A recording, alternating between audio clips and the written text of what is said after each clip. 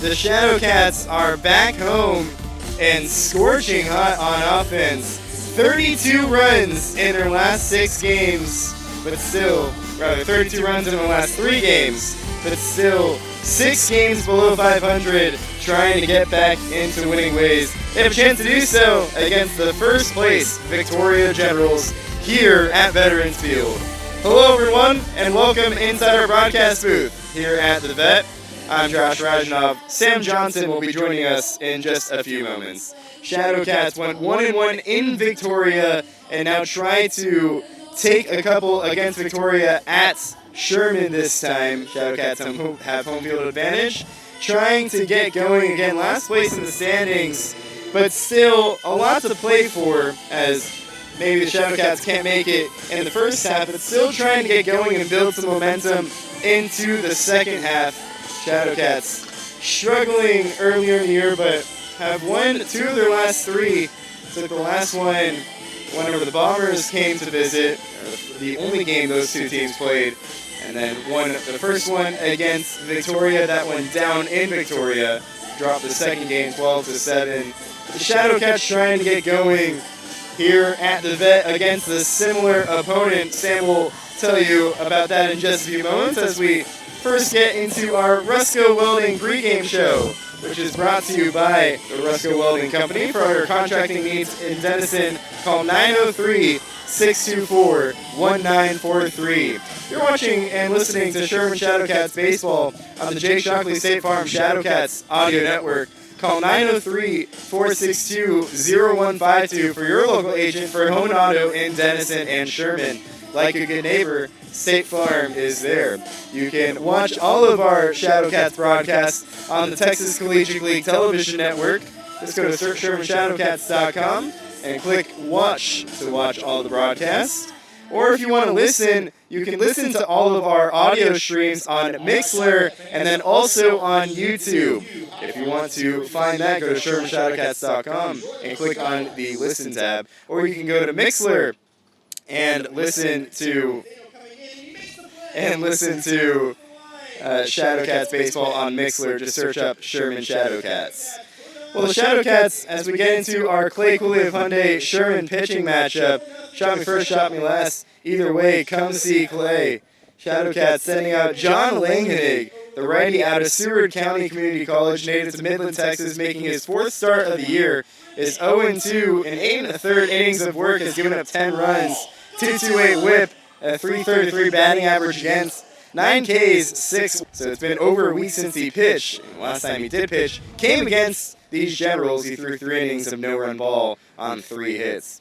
And on the other side, Victoria sending out Jalen Owens, the righty out of UTSA, stands at 5'11", 190. Big hits, a couple of walks, a hit by pitch. Played against Victoria for 2 games. Josh, glad to be here. Just to talk about the game up against Victoria and the Sherman Shadowcats.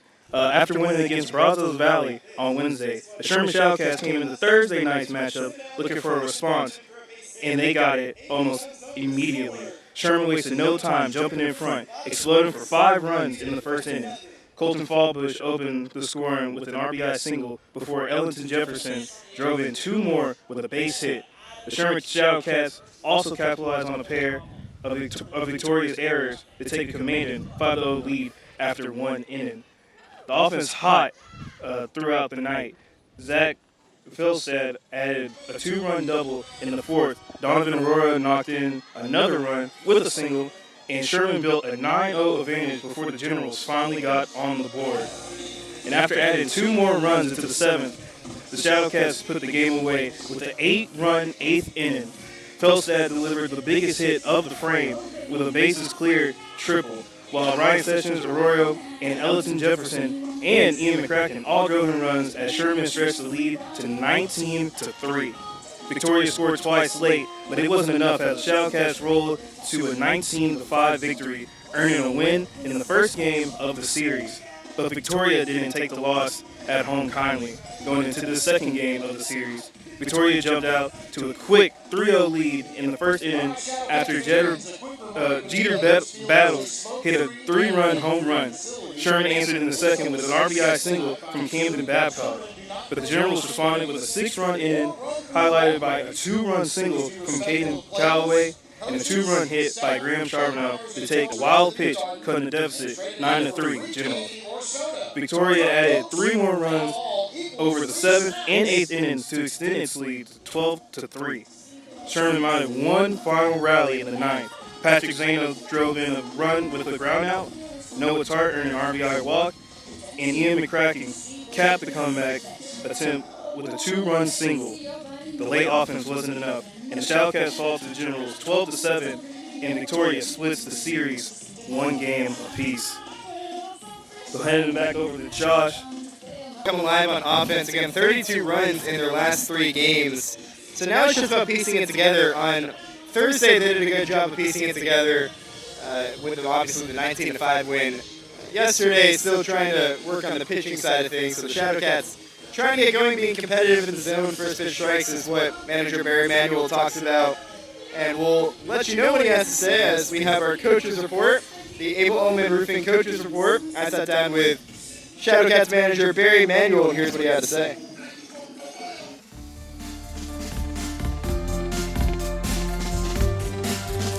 And welcome back here on the Rusco Welding pregame show. I'm Josh Rajnov, and it's time for our Able Ullman Roofing coaches report.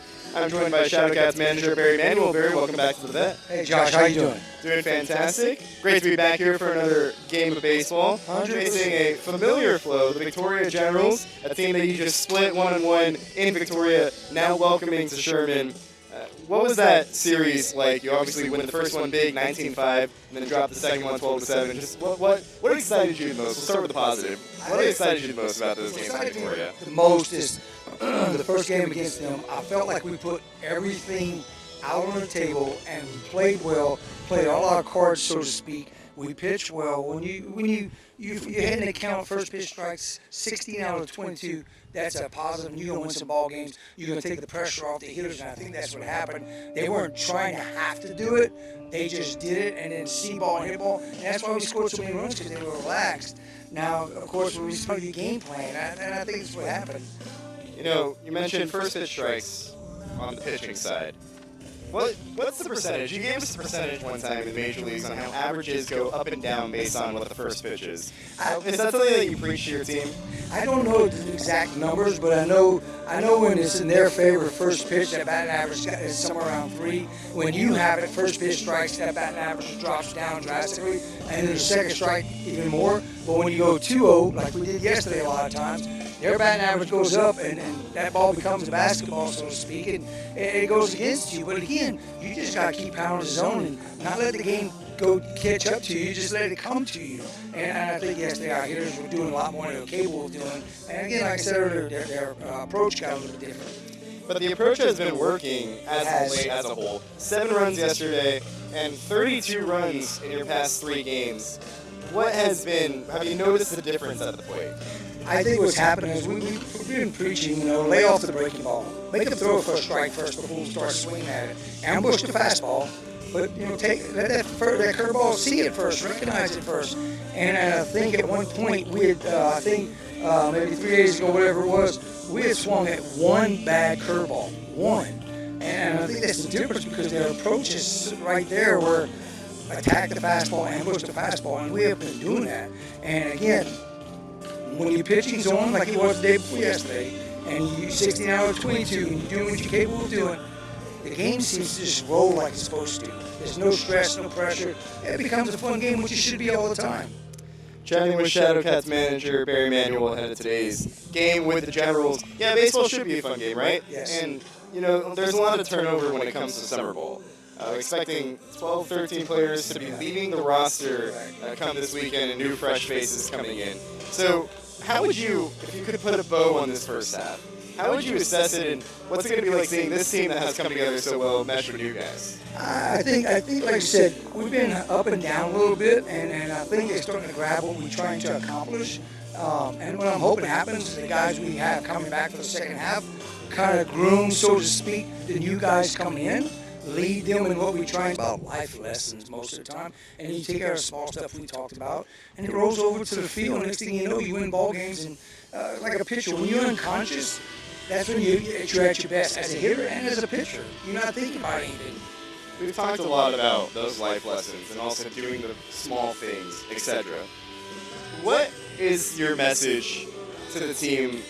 As a summer ball coach, I know you coach JUCO, but as a summer ball coach, what's kind of that nuance difference and how can you preach those life lessons? Well, I always say never let the scoreboard dictate who you are as a person.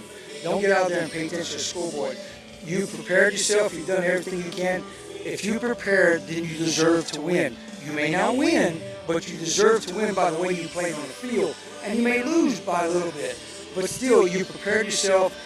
But when you start paying attention to the scoreboard too much, then there comes the pressure, trying to hit that 8-run home run when it's not possible. And all the above, if it's a small thing. If it's just picking up trash somewhere, everybody says picking up trash. It's just the little things.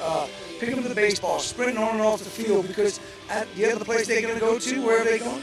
It may be that way. It may not be sort of military, but they expect out of you what everything you have. I guess early this morning from Victoria, obviously Victoria had a role in here too. This is a very grueling schedule. We haven't really had the chance to talk about this on the air, but we talked about it on the side. Got home like with that minor league schedule. Obviously you played not only in the major leagues for 5 years, but in the minor leagues for an additional 5.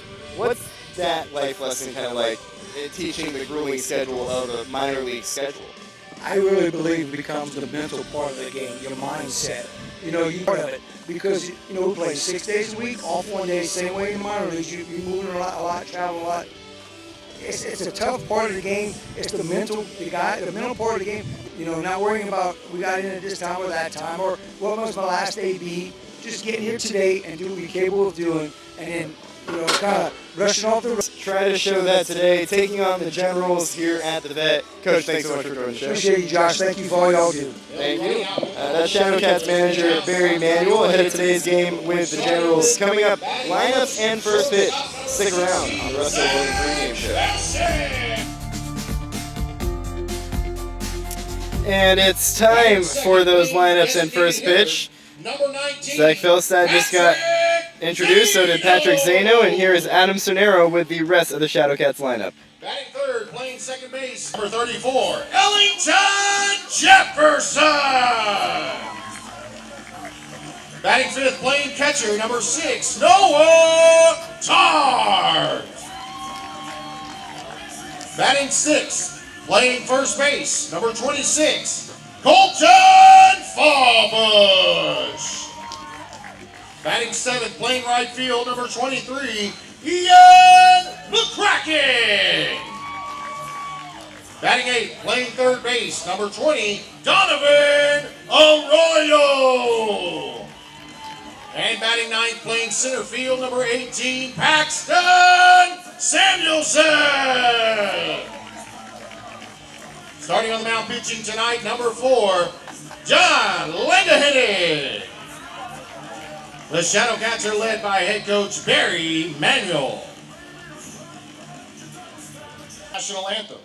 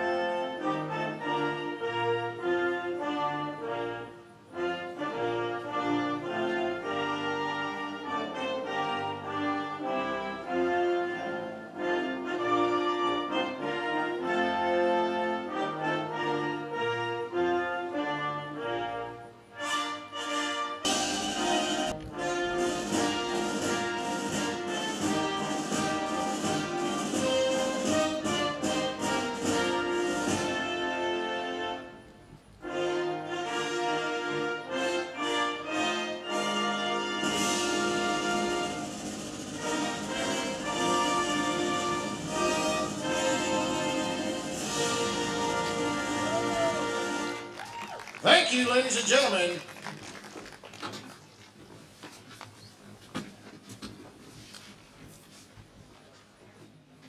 And thank you, Adam Cernero, as the Shadowcats getting set for first pitch. Shadowcats and Generals just about ready to do battle here at Veterans Field. Shadowcats, time for baseball. Here, it's time for our Vanguard of GMC starting lineups. First for the visiting Victoria Generals. Michael Oros, the manager, sends out a lineup that goes as such. Caden Calloway leads off, plays second base. Jace Martinez bats second and plays third. Jeter Battles in the 3-hole plays shortstop. Austin Marlin in the cleanup spot plays center field. Asa Sampson, the designated hitter, bats in the 5-hole. Blake Risco, the catcher, bats in the 6-hole. Gene Trujillo plays first base, bats 7th. Bryce Speakman bats 8th and plays left. And rounding out the Generals lineup is Nick Harden in right field. The field for the Shadowcats: Ellington Jefferson in left, Paxton Samuelson in center, Ian McCracken in right. Donovan Arroyo gets a start at third today. Zach Felstad at short. Mason Priest at second. Colton Fawbush getting a chance at first base. And Noah Tart does the catching today for John Langhennig. Making his 4th start of the year, he's 0-2. In 8 1/3 innings of work, a 10.80 ERA. That equates to 10 runs given up. A 2.28 whip, a 3.33 batting average against. 9 strike a week. He last came on Friday against Victoria, so a couple Fridays ago, through 3 innings of no-run, 3-hit ball. Shadowcats in their white tops with Shadowcats in script underlined across the chest. White pants and black socks if chosen. Victoria in their red camo tops with Victoria in script underlined across the chest, gray pants, and navy blue socks if chosen. Wes Barron calls the balls and strikes today behind home plate, if you recall. Cats and Gumbo Gators last weekend when he was here. So Wes Barron, the umpire to keep an eye on behind the plate. Asher Lacey is the field umpire for today. Langhennig works from the line, comes home to Callaway, and the first pitch is on the outer half, and we're underway here from Veterans Field. 0-1 the count. Langhennig to Callaway. Righty on the mound versus the righty in the box. Anyways, but Wes Barron behind the plate calls it foul. So the count is 0-2 to Caden Callaway. Getting the start not too far from where I go to school in Syracuse, is about an hour south in Ithaca. In 3 games played, went 2 of 8. His season was cut short due to an injury with the Big Red. The 0-2 pitch. Breaking ball just missed high. And the count is 1-2. Callaway went to Kingwood High School, which will become a theme on this Victoria lineup. A number of players went to Kingwood High School and won the state championship in 2025. 1-2.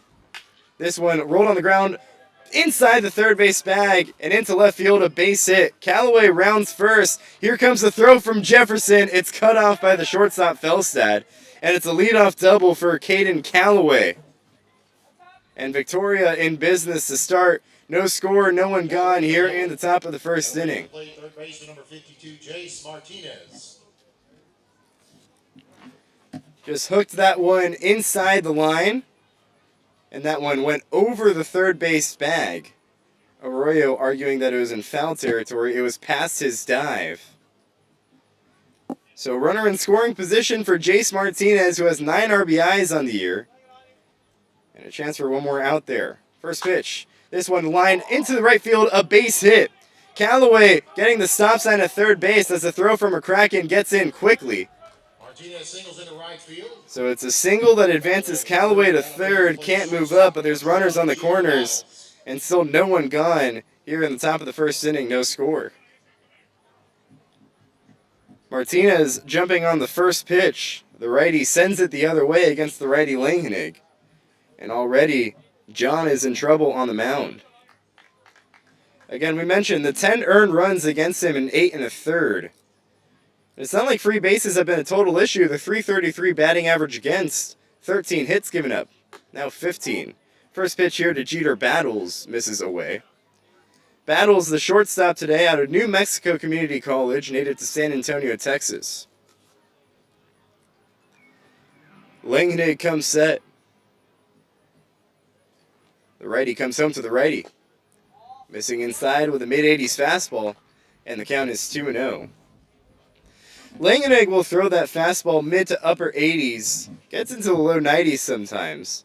Has a two-seam fastball as well. Throws a slider. He likes that as a strikeout pitch. 2-0. A chopper up the middle. Fielded by Priest. Flipped to second for one, and that's all they'll get. Martinez is out at second, but Callaway comes home to score, and Victoria strikes first. It's 1-0 here in the top of the first. Battles gets the RBI on the fielder's choice. He's on first. Goes 4-6 FC in the scorebook. As Callaway comes home, there's one gone here in the top of the first inning. 1-0. Victoria on top. Marlin shows bunt, gets one down the third base line. Tart, the catcher, pops up, throws to first. It is in time. Nice play by Noah Tart behind the box. Had to pick it up barehanded and deliver a strike to Fallbush at first. And there's two gone here in the top of the first inning. So Austin Marlin retired. But he moves Martinez up to second base, and that brings up Asa Thompson, the DH today. The freshman out of Alvin Community College stands in the lefty's batter's box facing the righty Langenegg. He comes set at the belt, kicks and fires. Delivers a changeup on the outer half, and the count is 0-1. So Langenegg surrendering run number 11 on the year. That run is brought to you by First Texas National Bank, real community banking since 1890. 0-1 the count to Sampson and the pitch. Spiked in there, picked up by Tart. He throws to second, and then Martinez goes to third behind the throw. Martinez got a big secondary. He thought he could take second base. Tart caught him sleeping between third and second. Tart elects to throw to second base, and Martinez goes straight to third. So now a runner 90 feet away for Sampson, the 1-1. Misses below the zone, and the count is 2-1. So a golden opportunity for Victoria to try and double their lead, already leading 1-0 here in the top of the first inning. Sampson trying to drive home Martinez from third. 2-1 the count. The pitch. Breaking ball misses low. And the count's 3-1.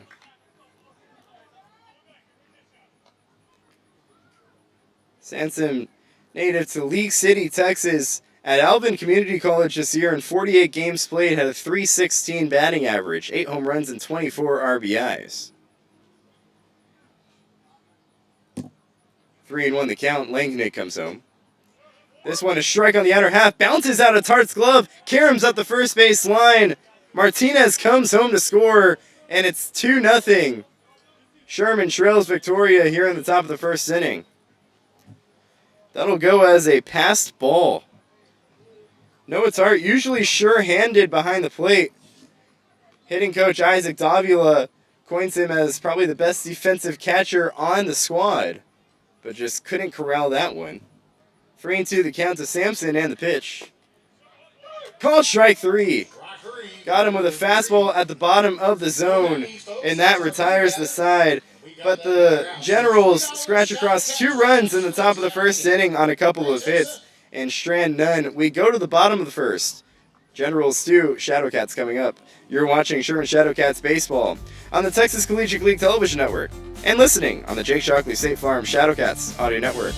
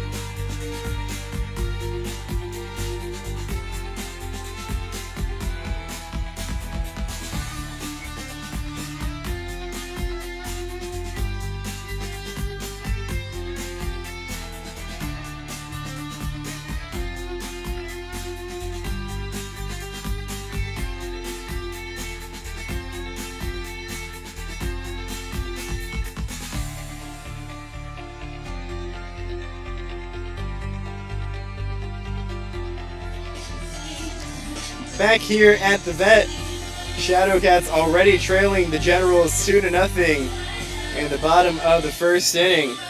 And it's time for the second half of our Vanguard GMC starting lineups. Shadowcats sending out a lineup goes as such. Zach Felstad leaves off and plays shortstop. Patrick Zano, the DH today, bats in the 2-hole. Mason Priest in the 3-hole plays second base. Ellington Jefferson, the left fielder, bats in the cleanup spot. Noah Tart, the catcher, bats 6th. Colton Fallbush, the first baseman, Tart bats 5th. Colton Fallbush bats 6th. Ian McCracken plays right, bats 7th. Donovan Arroyo plays third base, bats 8th. And Paxton Samuelson in center field, bats in the 9-hole. Ronnie Davis coaches first base for the Shadowcats. Isaac Davila coaches third base. Jalen Owens getting the start for Victoria today.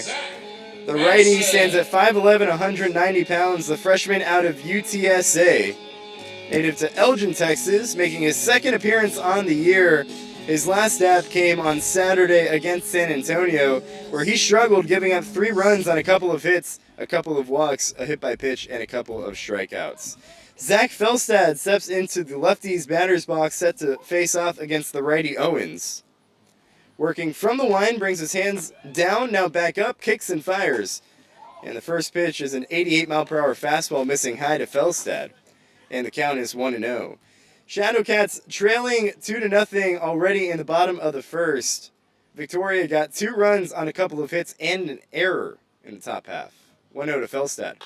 This one hit sharply out to center field. Marlin going back, ranging to his left. He's under it, makes the play. And there's 2 pitches, 1 gone here in the bottom of the first inning. So Felstad down quickly.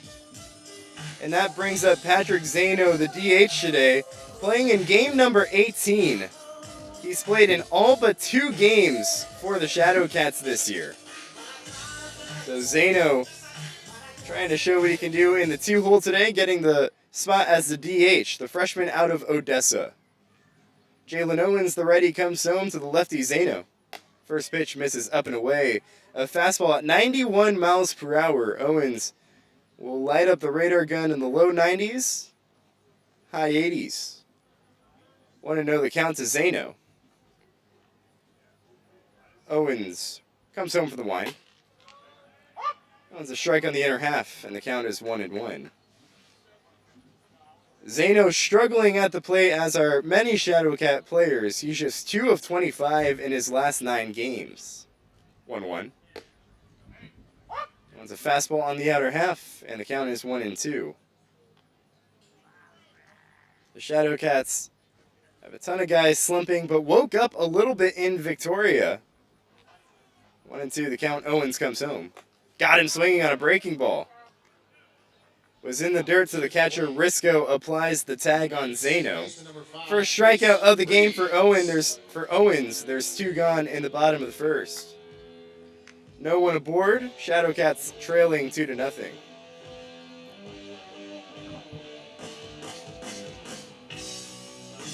So that'll bring up Mason Priest, freshman out of Wharton JUCO. Righty in the box. First pitch home from the righty Owens. Misses below the zone. 1-0 the count. No one aboard and 2 gone here in the bottom of the first inning. Shadowcats trying to get something going on offense. 1-0 to Priest. Breaking ball drops into the zone. And the count is 1-1. Through a backdoor cutter to the righty Priest that time. That snuck from his belt loop into the inside part of the plate. 1-1. Tries a cutter on the outer half and gets it there. And the count is 1-2. Mason Priest hitting .255 in 13 games, an RBI, an OPS of 712. 1-2 pitch to him. Called strike 3. Got him looking at a cutter. And the Shadowcats go down 1-2-3 in the bottom of the first with a couple of strikeouts to Owens. We go to the second. Shadowcats trailing the Generals 2-0. You're watching Sherman Shadowcats baseball on the Texas Collegiate League Television Network and listening on the Jake Shockley State Farm Shadowcats Audio Network.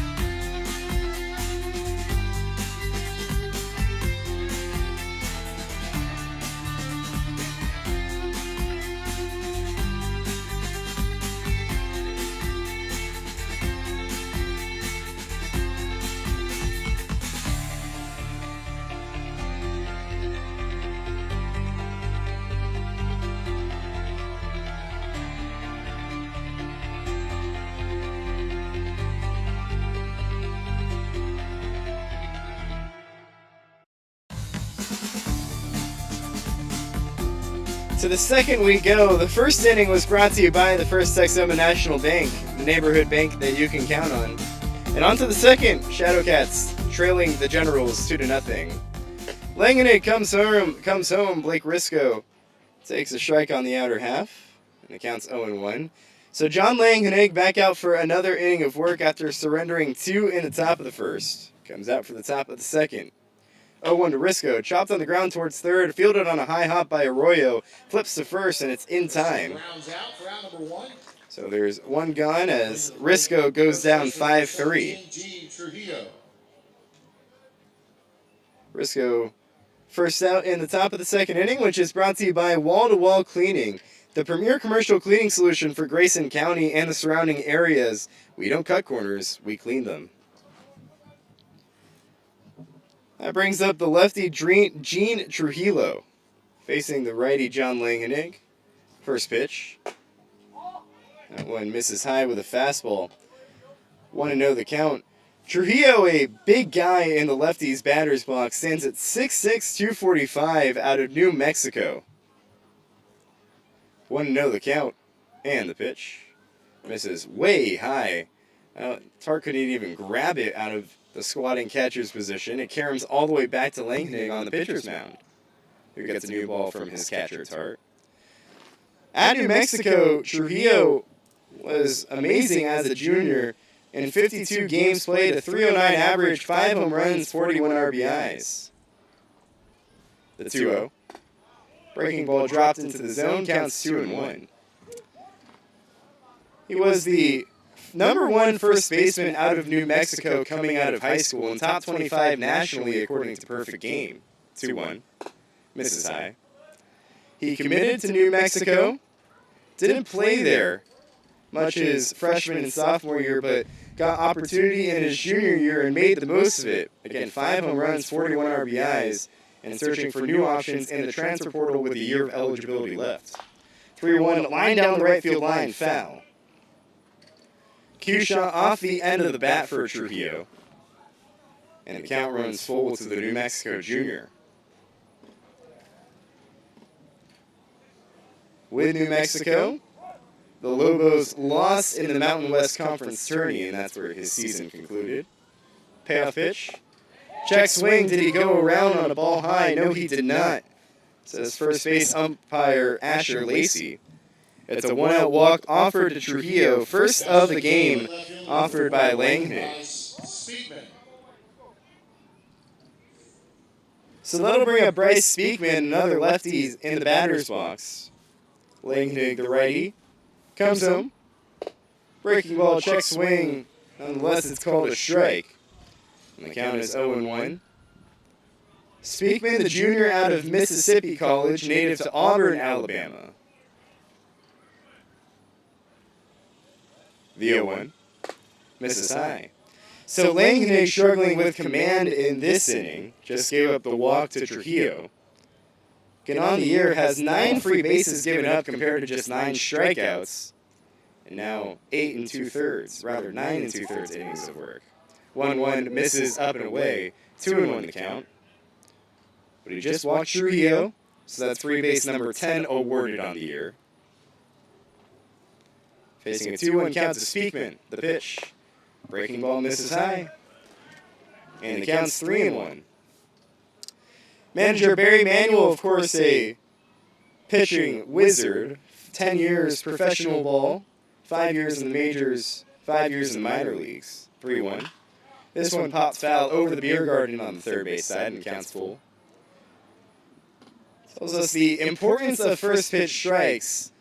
You can look up statistics. Averages go down after the first pitch strike, whereas they go up after a first pitch ball. Full count here to Speakman. The pitch. Misses low. 2 straight walks offered by Langenegg. And the Generals threatening to strike again here in the top of the second inning. 2 walks to the 7 and 8 holes. Something you can't do if you're Langenegg. Again, that's free base number 11 on the year now offered by him, and 9 2/3 innings of work. Nick Harden, the 9-hole at the plate, just got signs from his third base coach, Michael Oros, and manager. Curious to see if maybe he'll try to lay one down. 2 on and 1 gone here in the top of the second inning. 2-0 Victoria on top. Langenig's set, comes home to the righty Harden. Misses inside with a fastball. He did not square around that time. Maybe waiting to see a strike from Langenig. Arroyo, the third baseman, playing back of the third base bag, so not in any sort of bunt defense. Fallbush, the first baseman, playing in front of the first base bag. Middle clinches for a double play. 1-0 misses below the zone, and the count's 2-0. So Langenig allowing Harden to get into a hitter's count. The 9-hole with a chance for RBIs, with runners on first and second. Langenig set. The 2-0. Runs inside and hits him on the belt buckle. Took a loud carom off of his waist area. Had to hit him on the belt.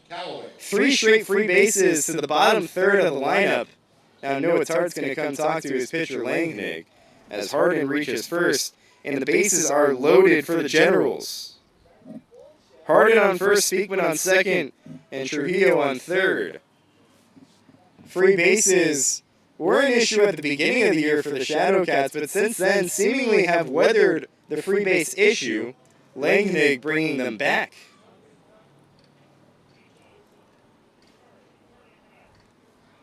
Tart returns back to behind the batter's box, behind home plate. And the leadoff guy, Caden Calloway, who started this game off with a double, has a chance with the bases loaded and just 1 gone for Victoria, already leading 2-0 here in the top of the second. First pitch to Calloway. Shows bunt, gets it down the first base line. Fallbush picks it up and doesn't throw anywhere. It's an RBI bunt single for Caden Calloway. And Victoria leads it 3-0 in the top of the second inning. Fallbush, the first baseman, was playing in, charging all the way in. Touched it in fair territory and didn't have anywhere to go with it. Tried flipping it home, but then just couldn't get a grip on it. Bases still juiced. Only 1 gone in the top of the second, 3-0 Victoria. Jace Martinez at the plate. John Langenig delivers inside to the righty. Martinez singled his last time up. And the Sam Houston State products trying to drive home a few more runs for Victoria. The righty Langenig set comes home. This one hit sharply into center field, a base hit. Speakman rounding second. He comes home. Harden right behind. It's a 2 RBI single for Jace Martinez. And it's now 5-0. Victoria on top here in the top of the second inning. Now batting. Correction, that was Martinez single into center. So Callaway moves up to second as Speakman and Harden come home. And Barry Emanuel going to come talk to his pitcher, and the entire meeting's going to, or rather the entire infield is going to meet on the mound. It's been a struggle of an inning for Langenig. All started because of the free bases offered up. After getting the first batter of the inning, Risco, to ground out to third, a couple of walks and a hit by pitch allowed Callaway to come up with the bases loaded. The leadoff man laid down a bunt, drove home a run, and then Martinez followed him up with a line drive single to center field that drove in a couple. And now Jeter battles at the plate, the sophomore out of New Mexico Community College. The righty going to get his licks at the righty Langenig. 5-0 Victoria on top, and we're only in the top of the second inning. These two teams accustomed to scoring runs. 24 runs between the two squads in one game. Both runners go. The throw to third. In time! Runner tagged out at third for round number 2. Noah Tart guns down Callaway, trying to steal third from second base. The pitch was a ball, and Martinez corrals second base. And there's 2 gone. And a runner on second here in the top of the second inning, 5-0. Sherman trails. So Martinez off of second base. Now only a chance for 1 RBI for Battles at short. 1-0. Big swing and a miss. And the count is 1-1. Battles takes a walk around the batter's box to try and collect himself. As Langhennig trying to limit the damage to just 3 in this inning, 5 in total in the first 2. Battles grounded out his last time up.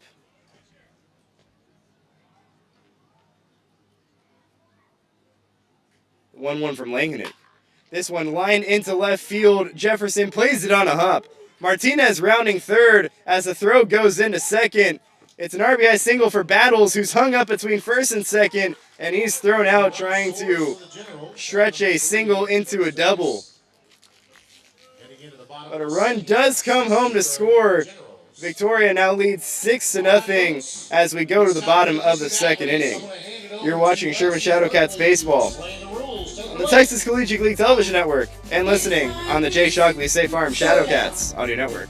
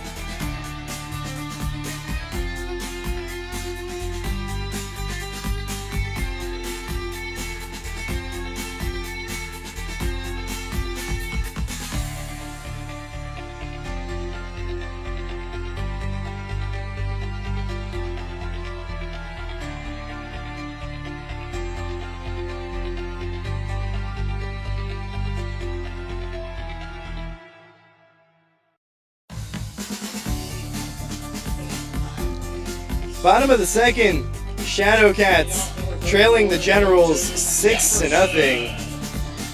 Shadowcats went 1-2-3 in the bottom of the first. In the bottom of the second, send up the middle third of the lineup.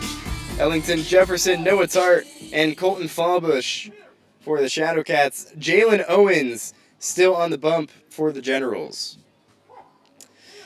The switch hitting Ellington Jefferson comes into the lefty's batter's box, and the righty Owens comes home. That one's bounced on the plate, and the count is 1-0. Jefferson just finished up his sophomore year at Hill College. Native to Dallas, Texas. In 8 games played for the Shadowcats, a .310 average, a home run, and 7 RBIs. 1-0 the count to him.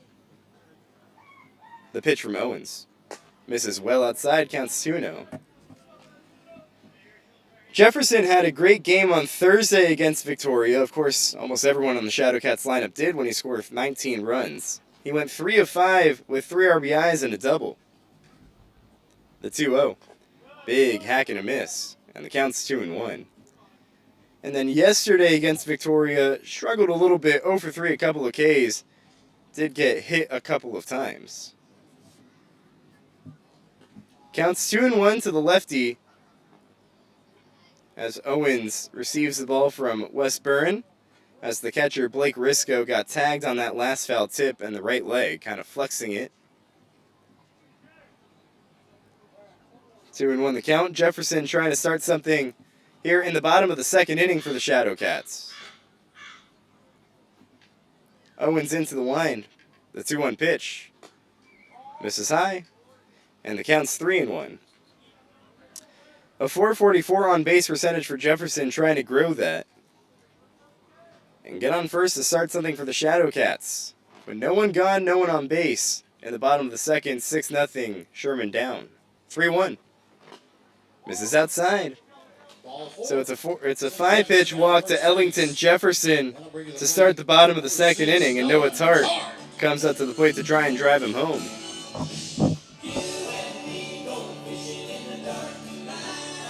So Jefferson on first, he's 3 of 3 on the year in stolen bases. See if he goes to start this inning. Noah Tart at the plate. Another one of those struggling Shadowcat hitters. Just 2 of his last 15. First pitch to him. Misses below the zone. In his last 6 pitches, it's been 5 balls from Jalen Owens. The righty, struggling to the righty, Noah Tart. 5'10", 180-pound freshman out of Wharton JUCO.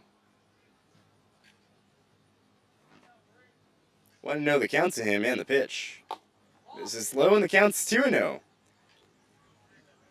So similarly to Langenig in the top half of the second, Owens seemingly can't find the zone in the bottom half. Already a walk to Jefferson, and behind the count 2-0 to Noah Tart, who could really use a big hit.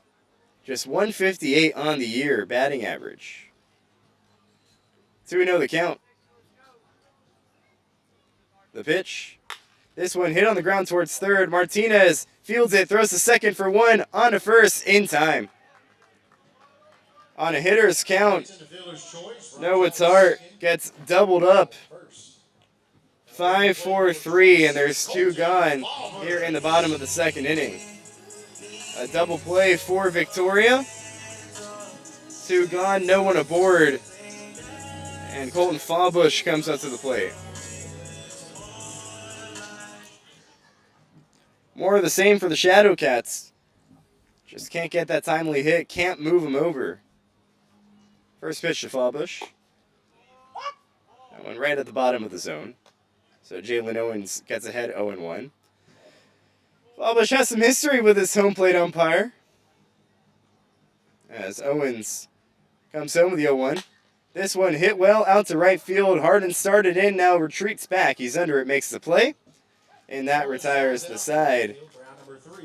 And the Shadowcats don't go down in order, but Owens does face the minimum thanks to the double play to Noah Tart.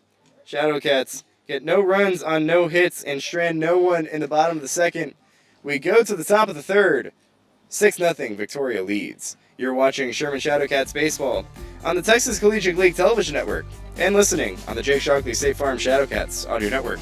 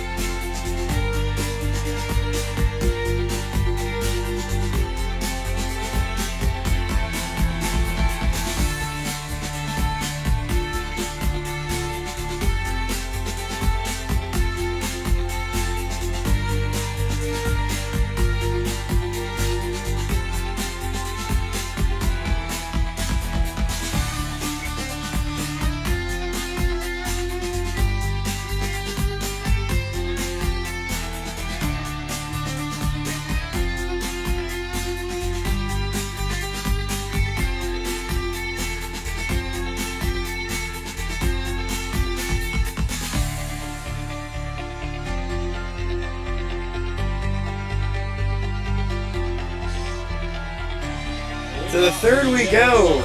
Shadowcats trailing 6-0 to the Generals. John Langenhig surrendered all 6 runs, 4 of which in the second inning. Goes back out for a third inning. He'll face the middle third of the Victoria lineup. Austin Marlin sands into the righty's batter's box. The pitch from the righty, Langenhig, misses outside, and the count is 1-0. So Langenhig struggling, and part of the issue was his command in that second inning. 1-0, misses low and away, counts 2-0. After getting the first guy in the inning out, Blake Risco to ground out, gave up 2 walks and a hit by pitch, and then 3 hits later, 4 runs have come across. 2-0 to Marlin and the pitch. Breaking ball dropped into the zone, so the count is 2-1. Austin Marlin, the sophomore out of Parrish JUCO, native to Beach City, Texas. 2-1, chopped on the ground to third. Arroyo gets it on a high hop, throws across the diamond to first, a bit low, but dug out by Fallbush. And there's 1 out to start this third inning. Marlin is retired. So a good start to the recovery for Langenhig, but did the same thing in the second inning, trying to not replicate the rest of that inning. Asa Sampson, the DH today, steps into the lefty's batter's box, facing the righty Langenhig. Struck out his last time up. Langenhig comes home. Breaking ball misses low and inside. That one bounced to Tart, probably about a 54-footer. Tart, impressive to pick that one off the dirt. 1-0 the count to Sampson. And the pitch.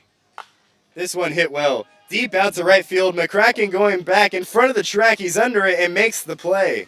Sampson flies out to right field. He needed 315 feet to get that one out of there. He probably hit that one about 310 feet. And it's held in the ballpark. And there's 2 gone. It's allowed out number 2 for Asa Sampson. 2 gone here in the top of the third inning. 6-0 Victoria on top. That brings up Blake Risco. First pitch to him misses up and away. Risco grounded out his last time up. Class of 2026. Native to Kingwood, Texas. On a 1-0, Risco takes high.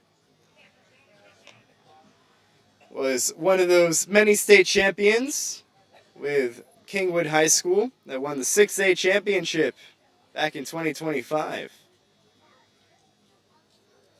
2-0 the count and the pitch. This one lined towards the first base dugout. Watch your lips.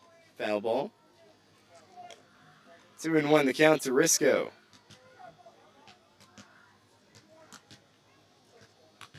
Langenhig trying to do something he hasn't done in the first 2 innings, which is work a 1-2-3 inning. 2-1. At the top of the zone, an 87-mile-per-hour fastball. And the count is 2-2. Deuces wild here in the top of the third. 2 balls, 2 strikes, 2 gone. And no one aboard. 6-0 Victoria on top. The 2-2 pitch. This one lined to the left side, past the dive of Felstad, and into left field, a base hit.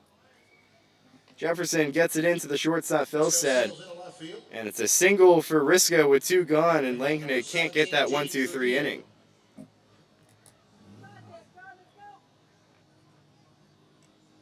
So Risco pulls one to the left side. He's off of first. And now Gene Trujillo, the lefty in the box, facing the righty Langenhig. Getting a chance to try and add on to this already 6-0 lead for Victoria in the top of the third inning. A runner aboard on first and 2 gone. First pitch to Trujillo. Fastball in the inner half, and the count is 0-1. An incredibly big presence in the box. Again, 6'6", 245. And all muscle. 0-1. Misses inside. Kind of has an Nomar Mazzara type batting stance. Very relaxed. His front foot a bit open. And it starts on his front toe. Waggles his bat above his head. The 1-1 pitch. Breaking ball runs inside and clips him on the jersey. Trujillo will head down first base, hit by pitch. So it's a hit by pitch That'll bring to the plate to number Trujillo. 47, Rice. He's on first. Risco moves up to second. And once again, John Langhennig in some trouble here in the top of the third inning. Shadowcats already trailing 6-0. And now 2 aboard on first and second and 2 gone. Bryce Speakman walked his last time up. Steps into the lefty's batter's box. First pitch to him. Fastball at the top of the zone, and the count is 0-1. Well, the bottom third of the lineup for Langhennig has been very tough. He walked the bottom third, all of them in the second inning, and then just hit Trujillo in the 7th spot. 0-1 to Speakman. Misses away, and the count is 1-1. Noah Tart going to walk out to the mound to talk to his pitcher, Langhennig, who just can't seem to figure out this bottom half of the lineup and can't seem to just get that out number 3. Keep in mind, in the second inning, just the 1 out to start the inning, then 3 walks, 3 singles, but then 2 outs came on the base pass. So think about what that could have been for Victoria in that inning. Now trying to tack on more, leading 6-0 here in the top of the third. 2 on and 2 gone. Infield plays straight up for the Shadowcats. Meeting concludes, Langhennig set, and comes home with a 1-1. This one sliced foul over the third base dugout, and the count is 1-2. Speakman, the junior out of Mississippi College. Langhennig, a sophomore out of Seward County.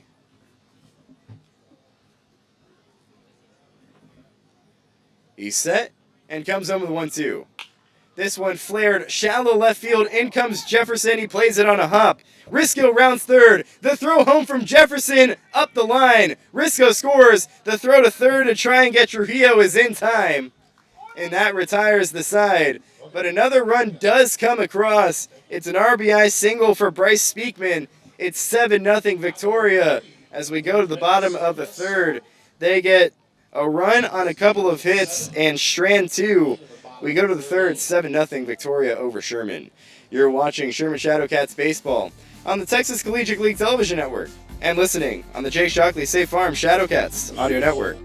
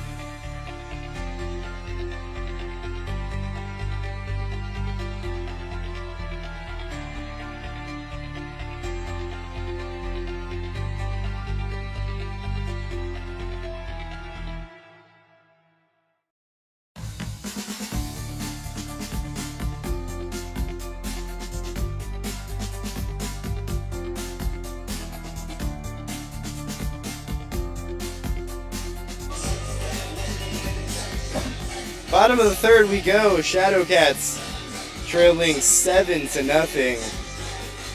Have gone down in order through 2. One has reached via the walk. He was erased by the double play. So now it's the bottom third of the Shadowcats lineup. trying to start something and cut into this 7-0 deficit to Victoria. Ian McCracken leads it off, the right fielder out of the University of Arkansas Monticello, native to Carrollton, Texas, steps into the righty's batter's box against the right-handed pitcher Jalen Owens, back out for a third inning of work. First pitch to McCracken. Big wave and a miss at a cutter below the zone, and the count is 0-1. Well, McCracken has really come alive for the Shadowcats in his last few games. 0-1 the count and the pitch. This one in off the hands over the first base dugout foul, and the count is 0-2. After starting his Shadowcat career, he was really struggling, but all of a sudden, he's 6 for his last 11 at the plate. 0-2, misses high. On Thursday, he went 4 for 6, an RBI and a couple of strikeouts. And then on Friday, last night, went 2 for 5. 1-2. Check swing. Did he go around? Yes, he did, says first base umpire Asher Lacey. At a breaking ball that was in the dirt, McCracken goes down swinging. And there's one gun here in the bottom of the third, 7-0. Shadowcats still trailing the Generals. Third strikeout of the game for Owens, who's just mowing through the Shadowcats lineup.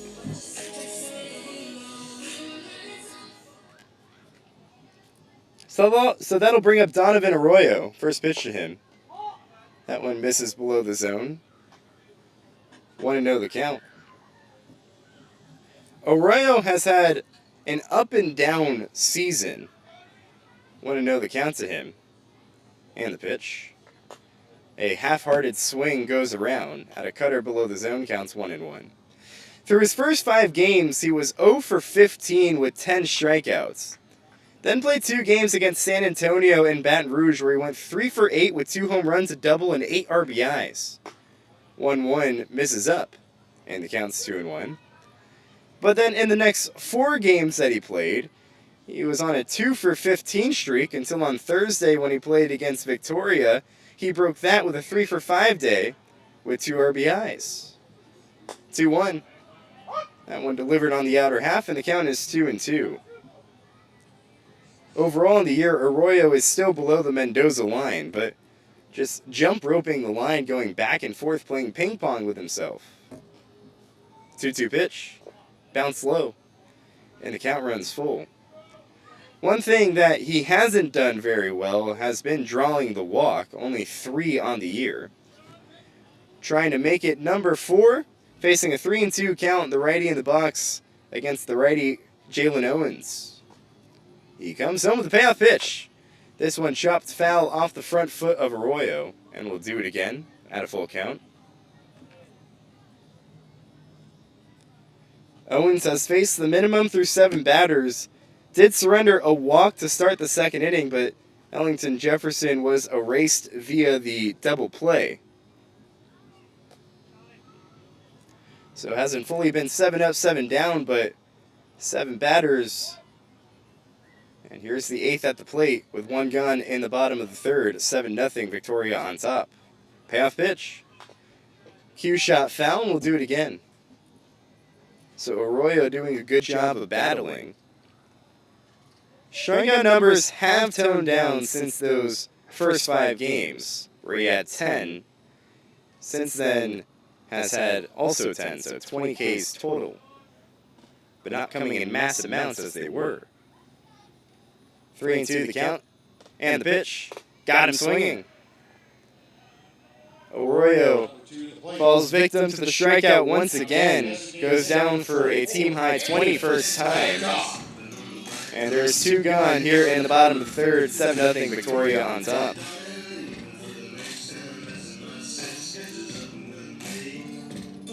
So that's going to bring up a pinch hitter already.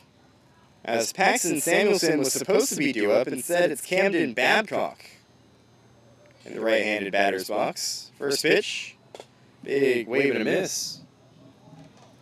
We'll be curious to see what the situation was Samuelson, as he started this game in center field, but Babcock coming in for him before he can even get an at-bat.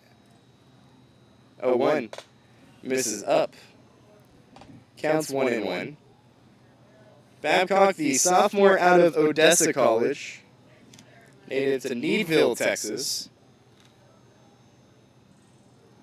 1-1 count. And the pitch. Breaking ball backdoors him into the inner half, and the count is 1-2. Another guy who's struggling, just 4 of 22 on the year. 1-2 pitch. Called strike 3. Got him looking with a backdoor breaking ball, and Jalen Owens is mowing through the Shadowcats lineup. It's 7-0 Victoria as we go to the fourth. Shadowcats get no runs on no hits. They go down strikeout, strikeout, strikeout in the third to the fourth. Victoria by 7. You're watching Sherman Shadowcats baseball on the Texas Collegiate League Television Network and listening on the Jay Shockley State Farm Shadowcats Audio Network.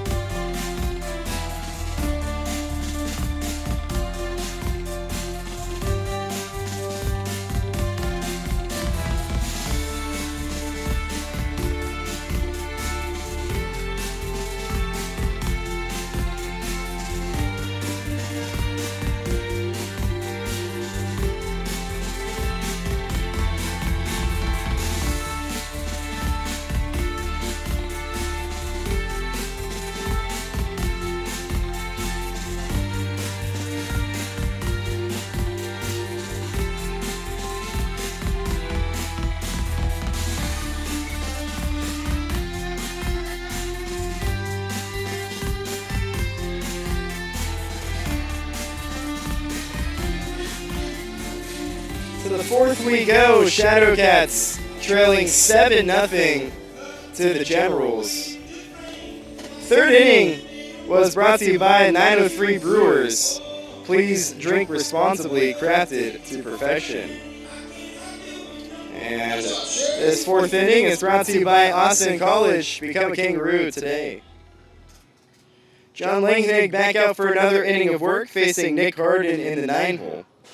Was hit by a pitch his last time up. And the first pitch to him runs inside, almost hits him, but ducks below it, and the count is 1-0. Righty-righty battle, Langhaig to Harden. The 1-0 pitch. Going on the outer half, and the count is 1-1.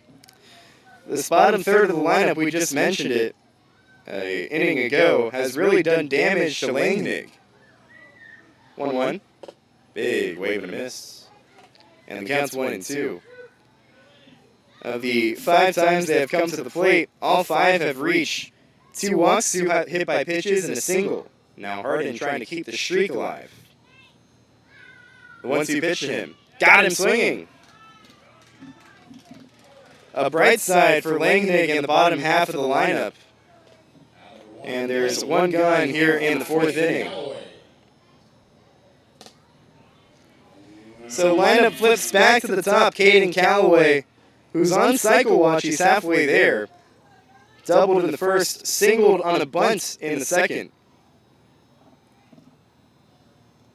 First pitch. That one's on the outer half. And the count is 0-1. Something interesting to note for Victoria, who are leading 7-0 in the top of the fourth, it could be a lot worse. 0-1. That one misses below the zone. They've had now 3 outs on the bases over the last 2 innings. Callaway, one of those guys, he was caught stealing in the second inning, trying to swipe third base. 1-1 to him. Misses above the zone, counts 2-1. Later that inning, Jeter Battles had an RBI single, but he was thrown out trying to stretch that into a double. 2-1 the count, Langhaig against the line and the pitch. Misses well outside, counts 3-1. And then in the third inning, Gene Trujillo made the third out at third base, which an unwritten rule baseball is something that you should not do as a base runner, trying to go first to third on the RBI single from Speakman. The 3-1 to Callaway. Misses high. 5-pitch walk offered to the leadoff man, Callaway. So after Langhead gets the strikeout of Hardin, Callaway is given a free trip to first base, and Jace Martinez steps up to the plate 2 for 2 with a couple of singles today. The junior out of Sam Houston State.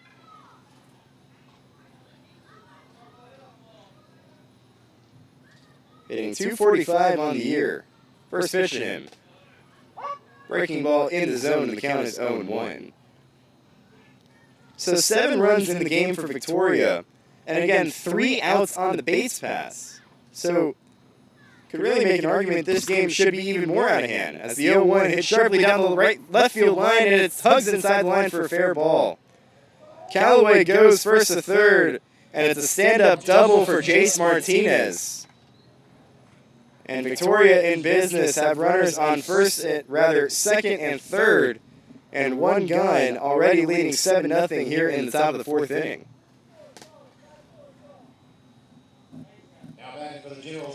So that'll bring up Jeter Battles. Has a chance for a couple of RBIs out there.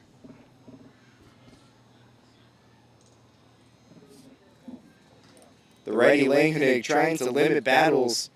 In 21 games, hitting .290, already has 16 RBIs on the season. And 2 runners in scoring position for the shortstop.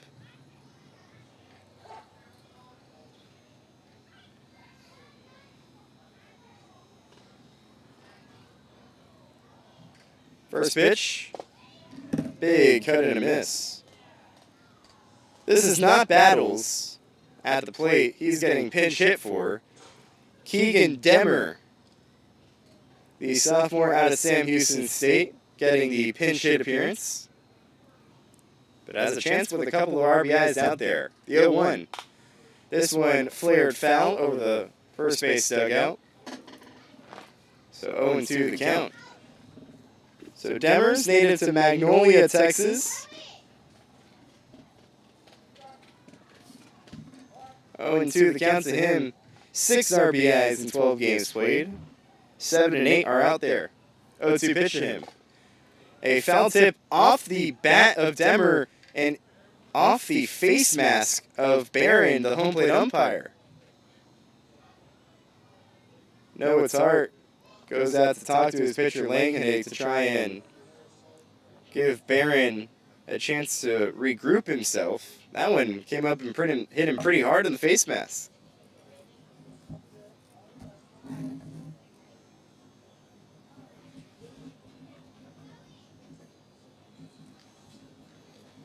Meeting concludes. Barron seemingly okay. So already the second pinch hitter we've seen, and we're not only through 4. On the Shadowcats, they had a pinch hitter. Paxton Samuelson was pulled out of this game after starting in center field. Patrick Zano in center field. The DH moves into the field. 1-2 misses high. So the count's 2-2 to Demmer. So Zano thought he was getting the half day off. Instead, out there in center field, Camden Babcock becomes the designated hitter. Still not sure what's going on with Samuelson. Saw him talking with a trainer down the left field line in between innings. 2-2. Called strike 3. Got him with a fastball at the bottom of the zone. Third strikeout of the game, second of the inning for Langhonig. And there's 2 gone in the top of the 4th inning. Runners on second and third. Langhonig trying to work out of trouble. Austin Marlin at the plate, a couple of groundouts today.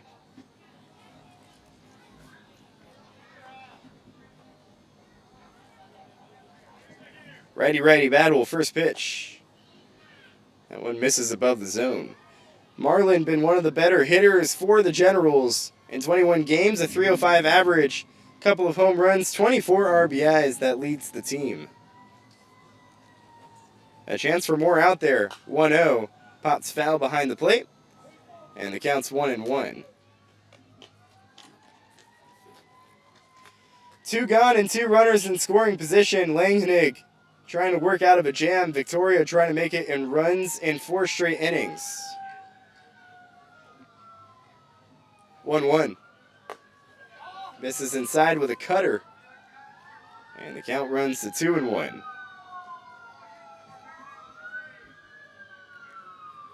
Marlin, the sophomore out of Paris JUCO, hit .403 in 19 games. 2-1. A check swing. Did he go around? He did, says the field umpire Asher Lacey, and the count's 2-2. Was a monster at Paris JUCO over 2 years. Now trying to drive home a couple of runners and extend this 7-0 Victoria lead in the top of the 4th inning. Martinez on second, Callaway on third. Langenick set. Comes home to Marlin on a 2-2. Misses below the zone and the count runs full. 3 balls, 2 strikes, 2 gone, 2-1. Here in the top of the 4th inning.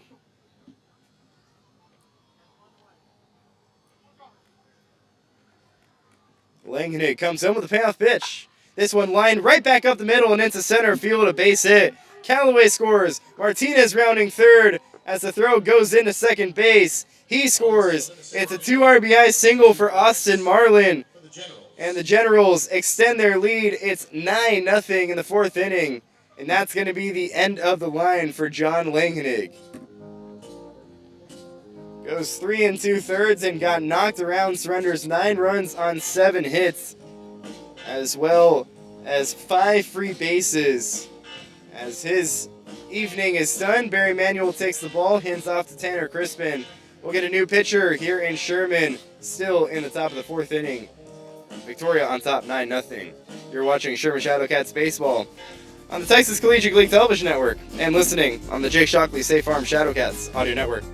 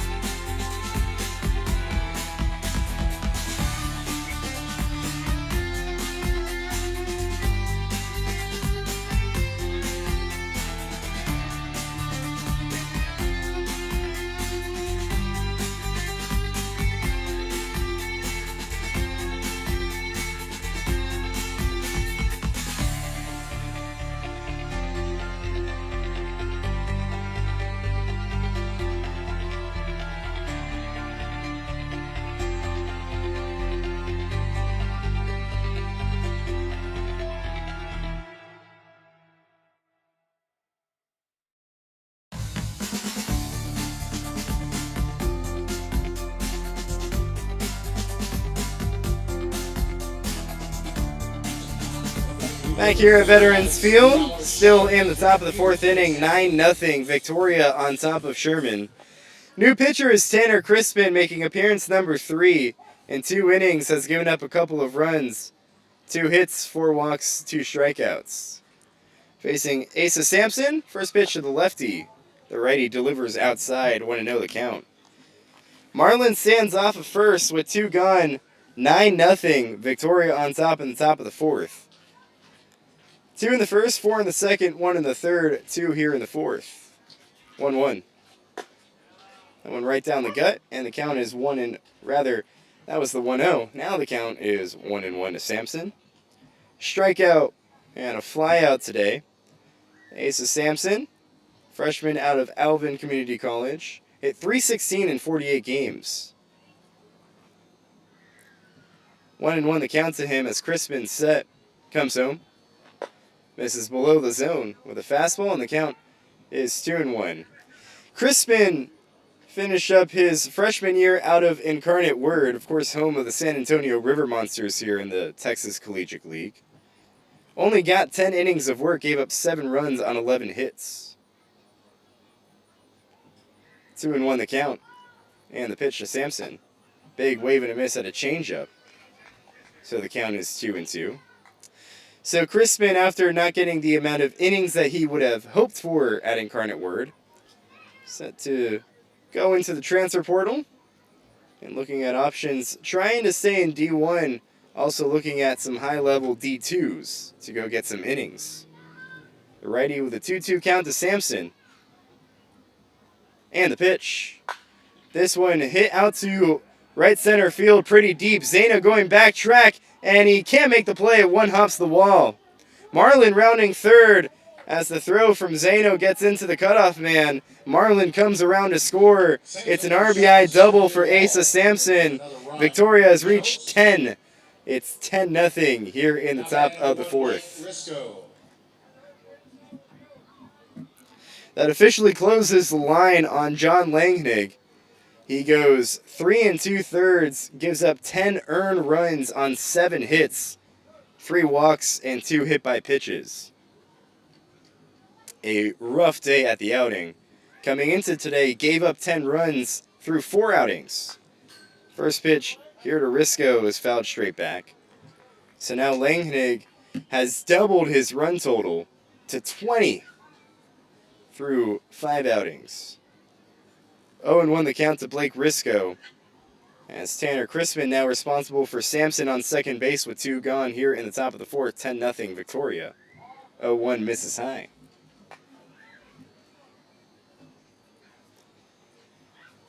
Crispin last appeared on Sunday against Lake Charles.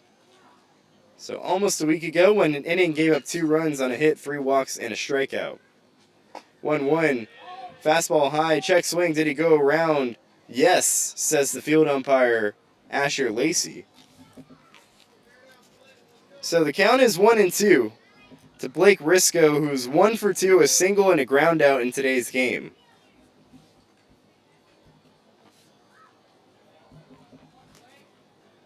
Righty-righty battle. Crispin comes home. Misses low and away. Deuces once again wild here in the top of the fourth inning. 2 balls, 2 strikes, 2 gone, and a runner on second base. 10-0 Victoria trying to add on. Sampson leads off a second. 2-2 home. Risco hits one out to right field. McCracken comes in under it and makes the play. And that retires the side.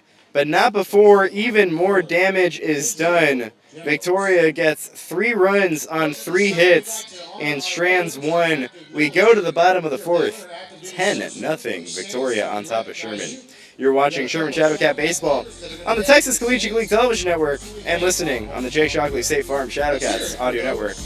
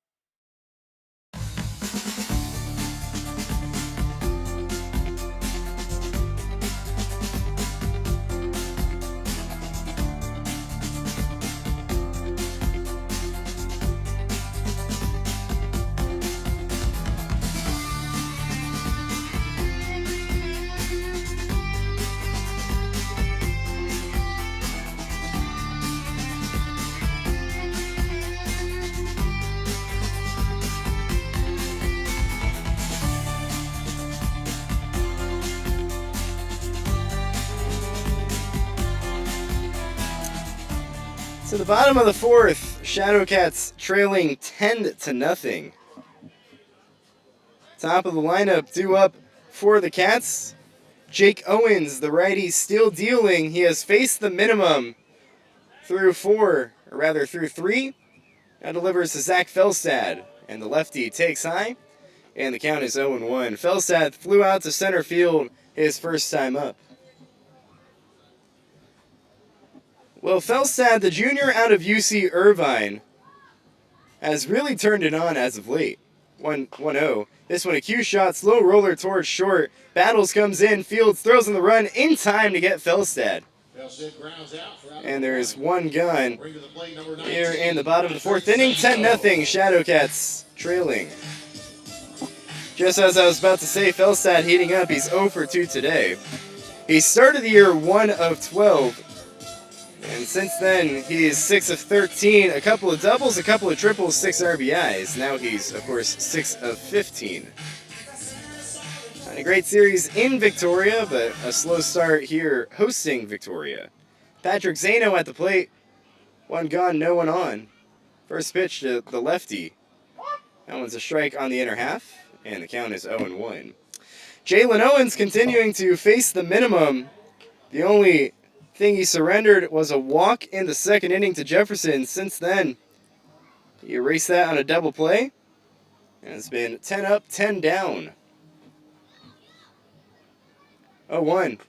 Big wave and a miss at a changeup, and the count is 0-2. Zano, one of the 5 strikeouts for Owens in today's game. That came in the first inning. The 0-2 pitch just misses outside with a changeup, and the count is 1-2. So the freshman out of Odessa College continuing to struggle here for the Shadowcats.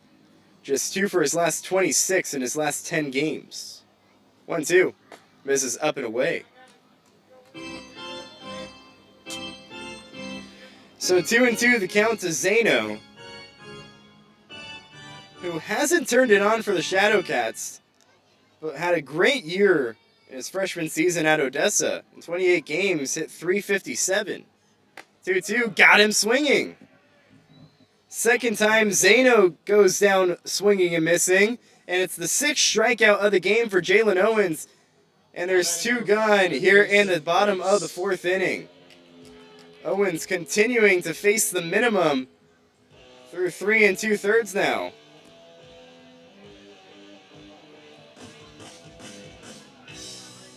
Two gone brings up Mason Priest. First pitch to the righty, misses low. 1-0 the count. So the right-handed pitcher doing a really good job of being competitive in the zone and just working ahead of batters, but falls behind a Priest here. Shadowcats still trying to get their first hit of the game. 1-0. Just misses low. So the count's 2-0 to Mason Priest. Was turned it on as of late. Has upped his batting average by about 30 points since the last time we saw him, hitting .255. 2-0, chop to the third base dugout foul, and the count's 2-1. An 80-mile-per-hour slider cutter piece that time from the right-hander Owens, who, when falling behind in counts, he's done it a couple of times, has done a really good job of getting himself back into pitchers' counts. On a 2-1, Priest takes low, and the count's 3-1.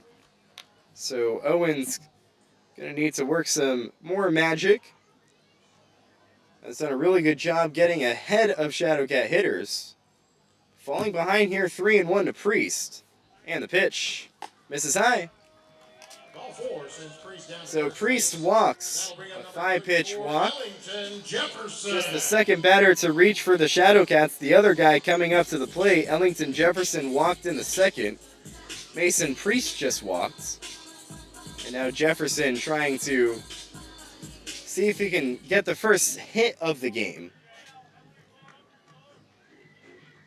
So there goes facing the minimum for Owens, but still has the no-hit bid for 3 2/3. Priest a big lead off of first. Not going. First pitch bounced low. Briscoe, the catcher, stops it. Want to know the count? Owens, the righty, coming home to the switch-hitting lefty Jefferson at the plate. Playing close to home from Dallas, Texas.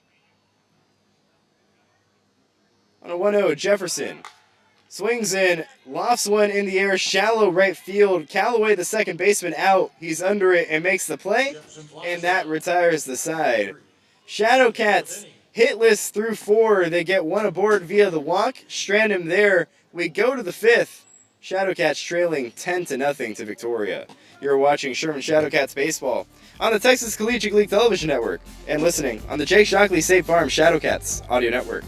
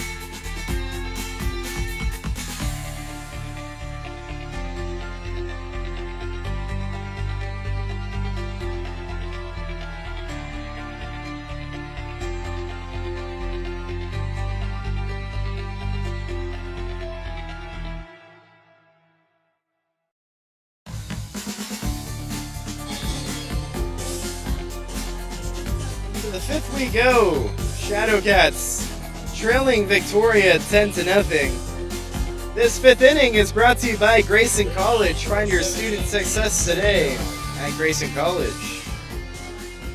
Shadowcats down 10-0 to the Generals. Bottom 3rd, which has done a lot of damage. Due up for the Generals. Tanner Crispin back out for another inning of work. Gene Trujillo, Bryce Speakman, and Nick Harden, 7, 8, and 9, due up for Victoria. Righty Crispin toes the rubber, works from the stretch, comes home to the lefty Trujillo. Takes inside with a breaking ball. And the count is 1-1. Rather, 1-0. So Crispin came in, got the last out of the 4th inning, back out for the 5th. Delivers the 1-0. Trujillo takes up and away. This bottom 3rd of the lineup has done a really good job at setting the table for the top half of the lineup. They've sent 6 to the plate, 5 of them have reached. 2 walks, 2 hit by pitches, and a single. 2-0 popped foul. And the count is 2-1. The one out was Nick Harden. To lead off the 4th inning, he struck out. Now here in the 5th, bottom of the lineup, once again trying to set the table for the top half. Victoria has scored in every single inning, trying to make it 5 straight. 2-1, Trujillo takes a big hack, comes up empty, and the count is 2-2. The 6'6" lefty out of New Mexico facing a 2-2 count to Tanner Crispin. And the 2-2 pitch misses high. He looks a lot taller than 6'6", I have to say. And maybe it's his 245 frame. It's a lot of muscle, but man, just looking at him, looks like he could be a giant. He's playing the wrong sport, should be in the NBA. Full count to him. Crispin comes home with the payoff pitch. Misses high. Trujillo has reached all 3 times, all 3 via the free base. 2 walks and a hit by pitch. So the lefty aboard. Another lefty follows suit. Bryce Speakman up to the plate facing the right-hander Tanner Crispin. Comes set at the belt. Comes home to Speakman. Big wave and a miss at a 87-mile-per-hour fastball. 0-1 the count to Speakman, who has singled and walked today. Junior out of Mississippi College. Season 0-1 pitch. Misses high. 1-1 the count. At Mississippi College this year, played in just 7 games, went 3 of 16. Did have a double, one of those 3 hits. Walked 3 times and was hit. 1-1. Speakman takes at the top of the zone, counts 1-2.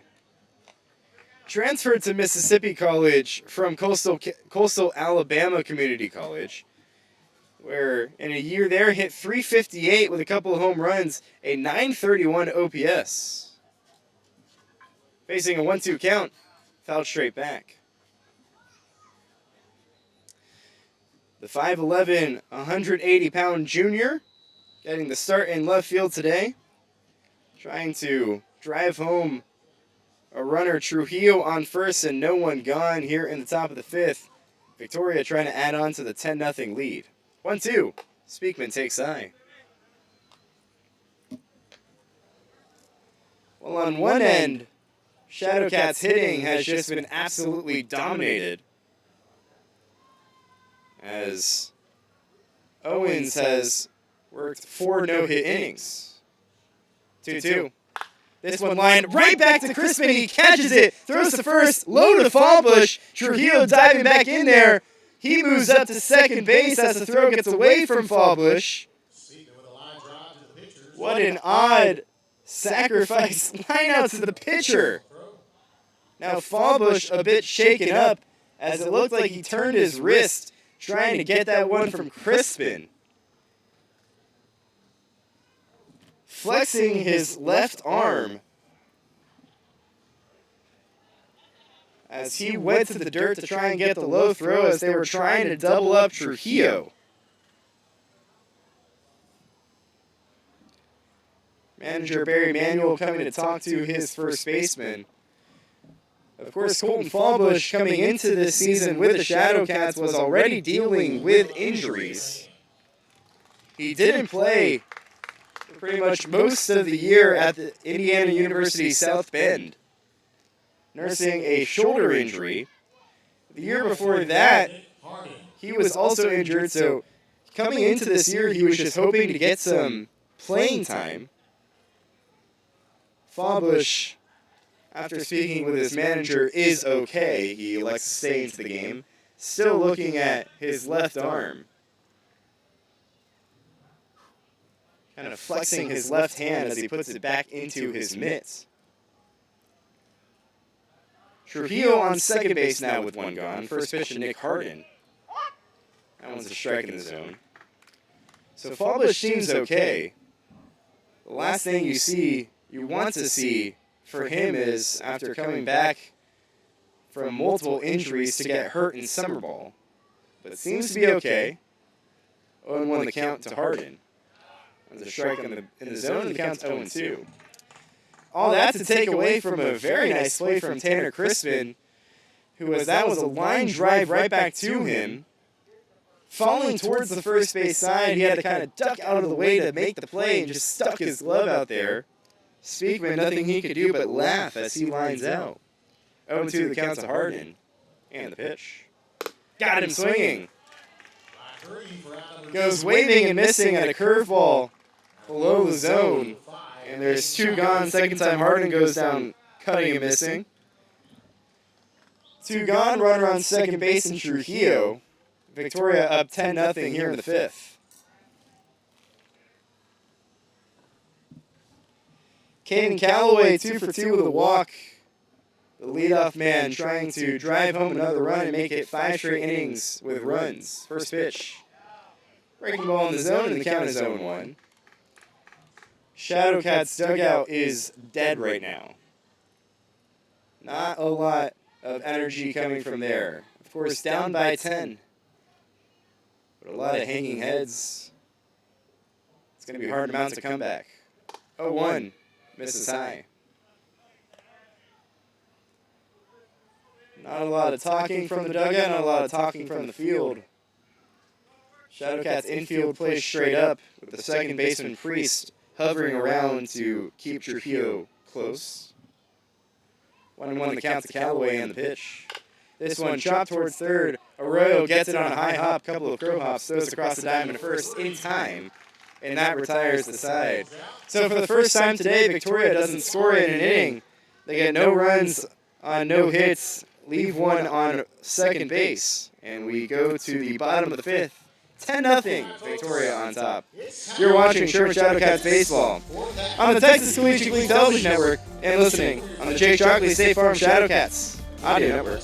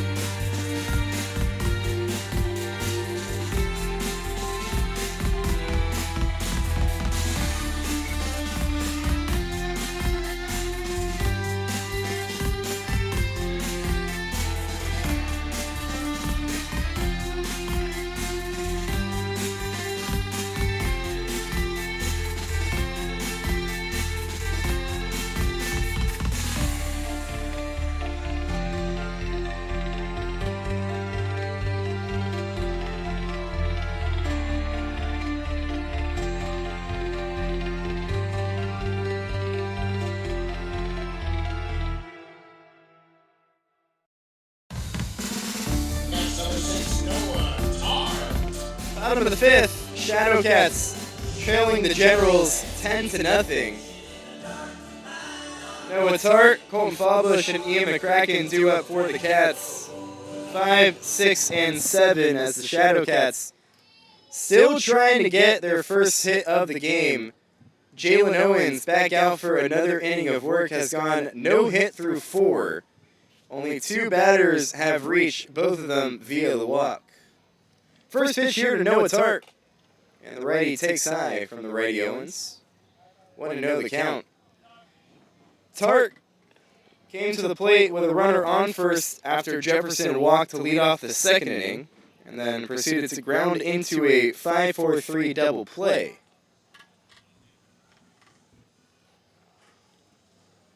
Want to know the count. The pitch from Owens. Breaking ball in the zone, and the count's 1-1. So that was the first batter to reach for the Shadowcats in that second inning. Of course, Tart erased it. So Owens was through the minimum through 3 2/3, but then offered a 2-out walk to Priest. And then Jefferson popped out as the 1-1 in the zone, counts 1-2. Jefferson popped out to end the fourth inning. So the good news for the Shadowcats is Jalen Owens is no longer facing the minimum. Bad news is, still got to get a hit. Still got to get a run. Down 10-0. 1-2. Check swing on a ball low. Did he go around? He did not. So the count is 2-2 to Noah Tart. Finish up his freshman year at Wharton JUCO, native to Franklin, Texas. In high school, Noah Tart hit .367, 2 home runs. He was a 3A All-Star and a 2024 state champ. 2-2. Check swing on a low pitch. Did he go around? No, he did not, says Asher Lacey once again. So Noah Tart works the count full. Jalen Owens trying to get the first guy out here in the bottom of the 5th inning. The right-hander out of UTSA works from the line, comes home with the payoff. This one popped up towards first base in foul territory in front of the first base dugout. Trujillo ranges over. Under it makes the play. And there's one gone in the bottom of the 5th inning. More of the same. Shadowcats just can't wake up the bats. After they had a really good performance in Victoria, and coming into today had scored 32 runs in 3 games, have gone hitless through 4 1/3. First pitch to Colton Fallbush, strike in the zone, and the count is 0-1. Fallbush, the junior out of Indiana University South Bend, 0-1 cue shot foul, and the count's 0-2. Again, we mentioned it, was kind of flexing his left wrist after he sort of turned it trying to catch a ball from Crispin in the last half inning. Seemingly okay. Facing an 0-2 count from Owens. This one chopped foul towards the third base dugout. We'll do it again at 0-2. And the last thing you want to see if you're Fallbush, of course we just mentioned it, him being any sort of discomfort. He told me coming into the summer that the point was just to get at-bats, get experience again. He was hurt in his freshman year at Defiance College. 0-2 the count to him, misses low. And then in his sophomore year at the Indiana University South Bend, was excited, trying to get some at-bats, excited to be back on the playing field. And after 12 at-bats, went diving for a ground ball at third base and dislocated his shoulder. 1-2 the count, and the pitch. Bounced low, and the count's 2-2. So Fallbush worked his way back, didn't play the rest of his junior year, and then came back for the summer saying that he just wants to get at bats and get experience. Getting the start today in his last day with the Shadowcats. Set to go back home to Indiana, native to Fort Wayne. On a 2-2 count, Fallbush fouls one straight back, and we'll do it again. In limited action this year for the Shadowcats, playing in his 10th game, hitting just 118, 4 of 34. Has 17 strikeouts. Part of the rehab process. I asked him what he thought the hardest part of rehab was. Is that just his mentality? How much he wanted to be on the field but just couldn't. 2-2. Check swing on a pitch missing low. Fallbush should not go around, says first base umpire Asher Lacey. And excited to get the opportunities here with Sherman this summer. Trying to make the most of his last one. On a 2-2 count, Owens comes home to Fallbush. This one lined back up the middle and into center field, a base hit. So it's a one-out single for Colton Fallbush. Seems to be doing okay after he rolled his wrist in the last half inning. Just his 5th hit of the year. And the Shadowcats have their first hit of the game. It comes in the bottom of the 5th inning with one gone, Fallbush on first. Shadowcats now trying to turn the first hit into the first run of the game, and Ian McCracken at the plate trying to do so. The sophomore out of the University of Arkansas, Monticello. Owens steps off the mound. Not sure what the issue is, as McCracken goes all the way to the third base dugout. I think he needs to re-grip his bat. Is that what we're doing in this moment of the game? Not sure What exactly no, he needs a new belt? What am I watching? I mean, did he not come in with a belt? I'm not sure. It's his second at bat, so maybe they didn't notice first time. Is like there a belt buckle that's loose or something like that? I'm very confused. Our producer Sam is watching very intently. Sam, you got anything? I don't know. I didn't know, not seeing him have a belt or anything. I thought he would have. I wasn't really paying attention, but I guess he didn't, or malfunctioned, or I don't know. I don't know. All right, he's ready to go. Belts on and everything. Gets an ovation from the crowd. Has Jalen Owens, the righty, back on the mound. McCracken smiling with a home plate umpire, Wes Barron. And here we go. Into the righty's batter's box. Quick delay, but Fallbush on first. McCracken trying to drive home the first run of this game for the Shadowcats, trailing 10-0 in the bottom of the fifth. First pitch. McCracken takes outside. So 1-0 the count. McCracken, a tall, lengthy player, stands at 6'3", 190.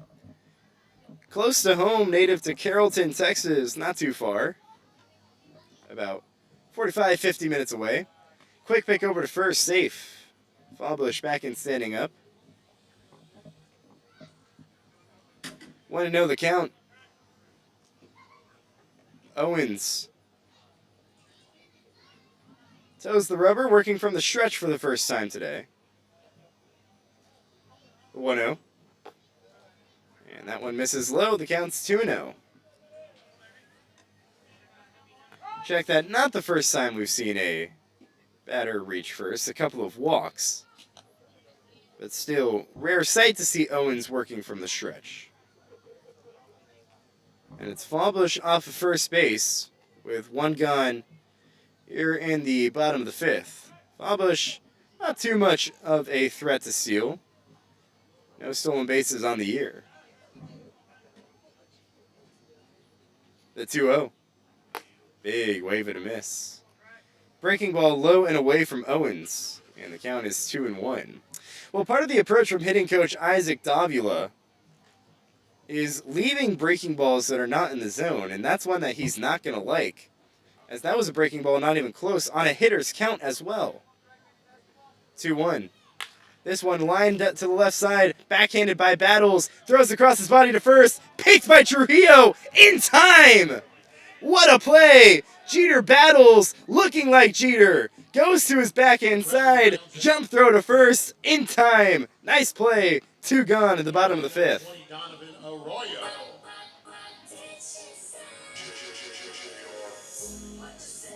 Doing his namesake well, Jeter Battles.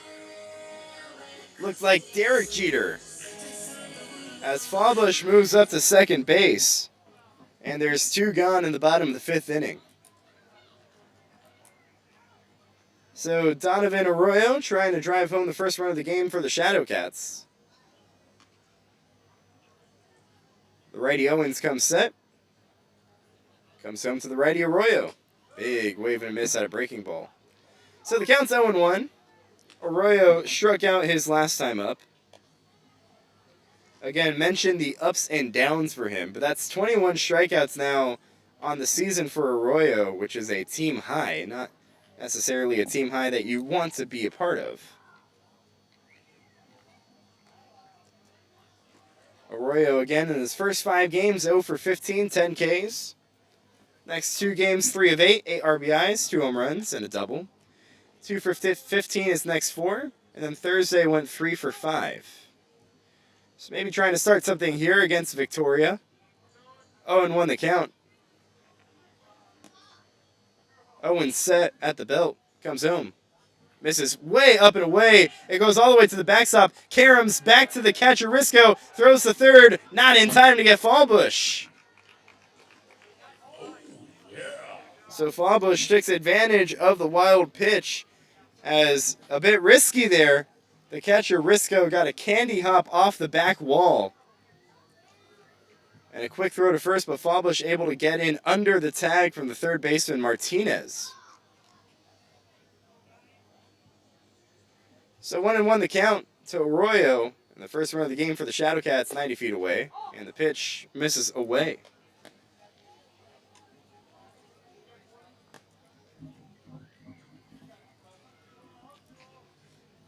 Just one hit on the day. That's Fallbush. He's on third for the Shadowcats.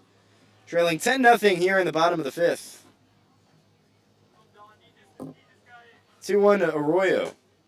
Misses outside. So 3-1 the count. First time we're seeing action in the Victoria pen. So Owens trying to work through this fifth inning.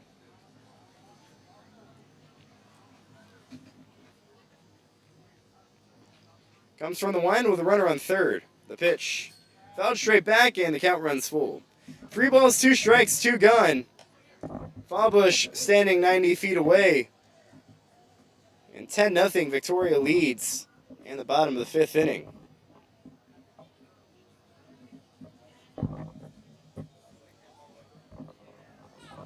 Three and 2 the count. Owens brings his hands high. Back down. Comes in with a payoff pitch. Got him looking. Arroyo sees a fastball on the outer half. It's a strikeout for Owens, and that retires the side. So the Shadowcats, no runs come across on 1 hit and strand him at third. We go to the 6th, 10-0 Victoria on top. You're watching Sherman Shadowcats baseball on the Texas Collegiate League Television Network and listening on the Jay Shockley State Farm Shadowcats on your network.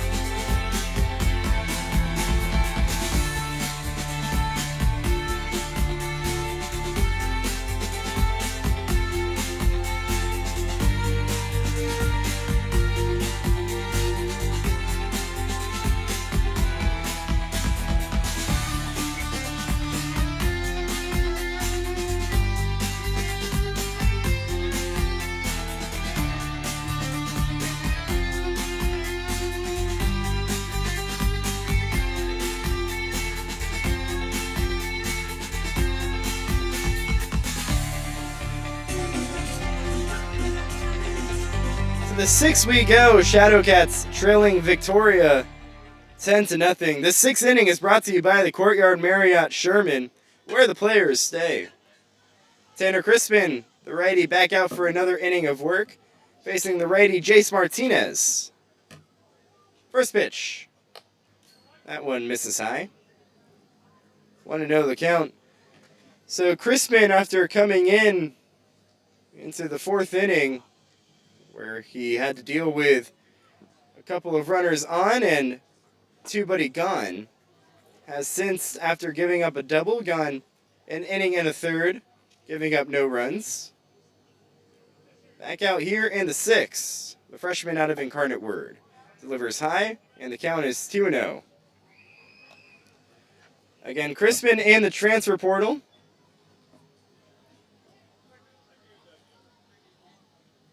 Making his 3rd appearance on the year for the Shadowcats. The righty set at the belt comes home.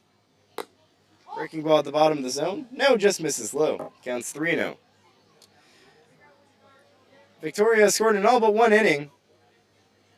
2 in the first, 4 in the second, 1 in the third, 3 in the fourth. 5th inning by Tanner Crispin was the first time Victoria has not scored. 3-1, the pitch. One's in the zone. That was the 3-0, and now the count is 3-1.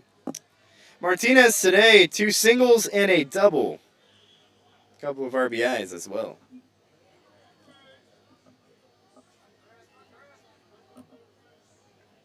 Three and 1 the count.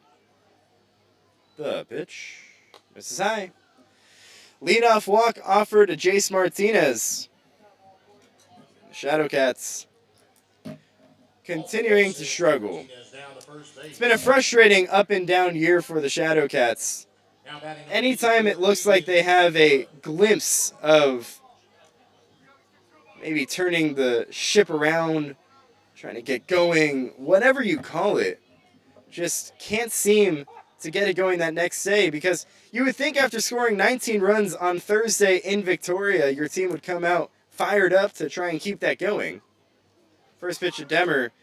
Pitch is a strike. The throw to second is Martinez stealing, not in time. Martinez got a great jump, so he's off of second base now. Keegan Demmer struck out in his pitch hit appearance in the 4th. You would think that the Shadowcats, after scoring 19 runs, a good chance to keep the momentum going. But as it's said in baseball, momentum's only as good as your next day's starting pitcher. 0-1 to Demmer, strike on the inner half. Counts 0-2. Well, yesterday against Victoria, the Shadowcats did not have any luck with their next day's starting pitcher. As Spencer Bass was the one who started and struggled in that one. 0-2. Misses high. Today, more of the same. Next day's starting pitcher, but you did score 7 runs, so you can say, okay, we've won 2 of 3. Try and get back at home and get into winning ways there. Next day's starting pitcher, John Langenig, goes 3 2/3, gives up 10 runs on 7 hits. 1-2, misses high. Back pick to second, not in time. Martinez got a big secondary lead. Priest, the second baseman covering, couldn't apply the tag. Counts 2-2 to Demmer. So the Shadowcats, after having what seemed like a lot of momentum after a pretty big win,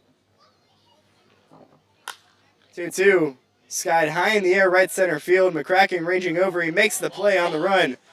Martinez tags it from second, moves up to third. It's a sacrifice fly for Demmer as Martinez 90 feet away now. And there's one gone. Top of the 6th, 10-0. Victoria on top.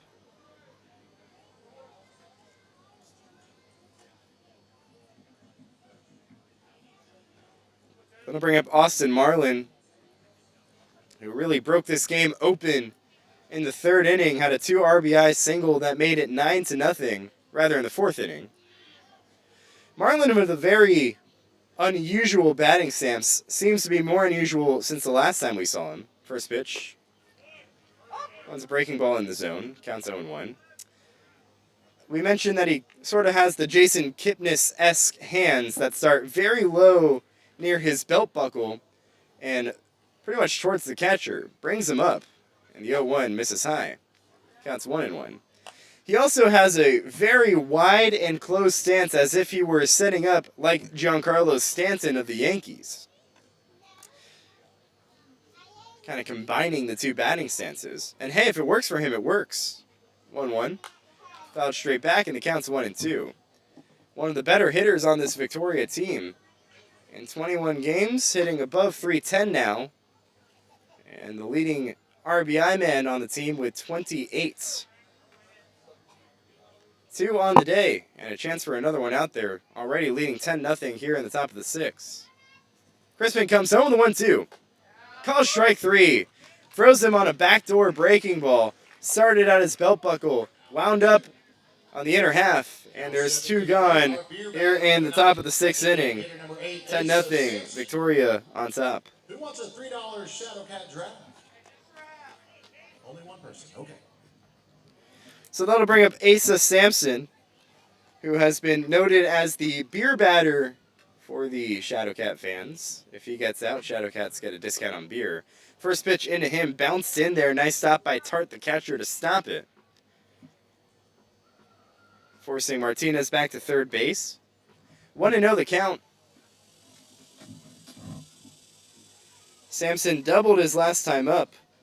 He is 1 for 3, so he's been an okay beer batter to these Shadowcat fans, who have not had a lot to cheer about. Their team down 10-0, and you can feel it in the ballpark. You can hear a pin drop. 1-0. Sampson takes high.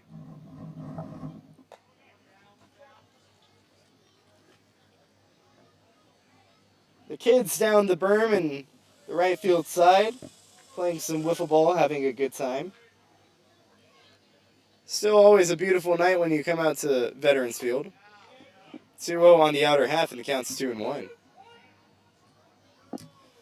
And despite the 10-0 deficit, despite the struggling team, you name it, Shadowcats still have a pretty good showing here tonight on a Saturday evening. What has turned out to be a pretty beautiful night. 2-1 to Sampson. Breaking ball dropped into the zone. So the count's 2-2. Shadowcats fans trying to cheer on their pitcher. 2 balls, 2 strikes, 2 gone, 10-0. Sherman trails, top of the 6th, and a runner on third for Victoria. And time called at the plate. Sampson, the batter, steps out of the lefty's batter's box. With Martinez on third, 2 gone. Crispin trying to strand him there.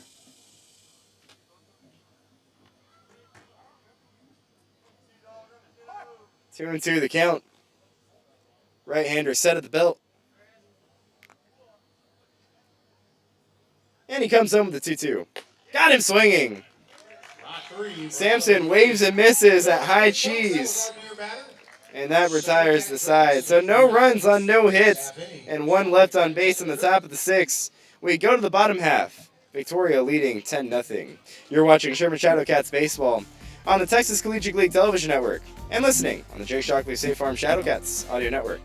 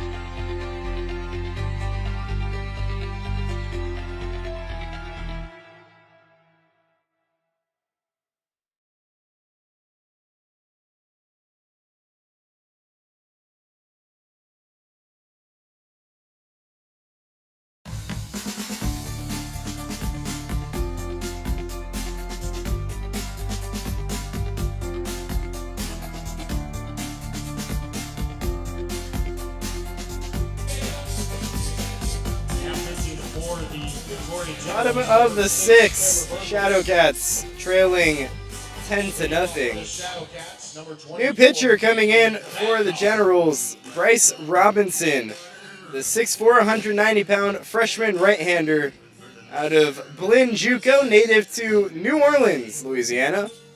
Making his 5th appearance on the year in 5 innings, has given up 4 runs, 6 walks, and 5 strikeouts on 6 hits. Righty comes home to the righty Camden Babcock. First pitch. Strike at the bottom of the zone, and the count is 0-1.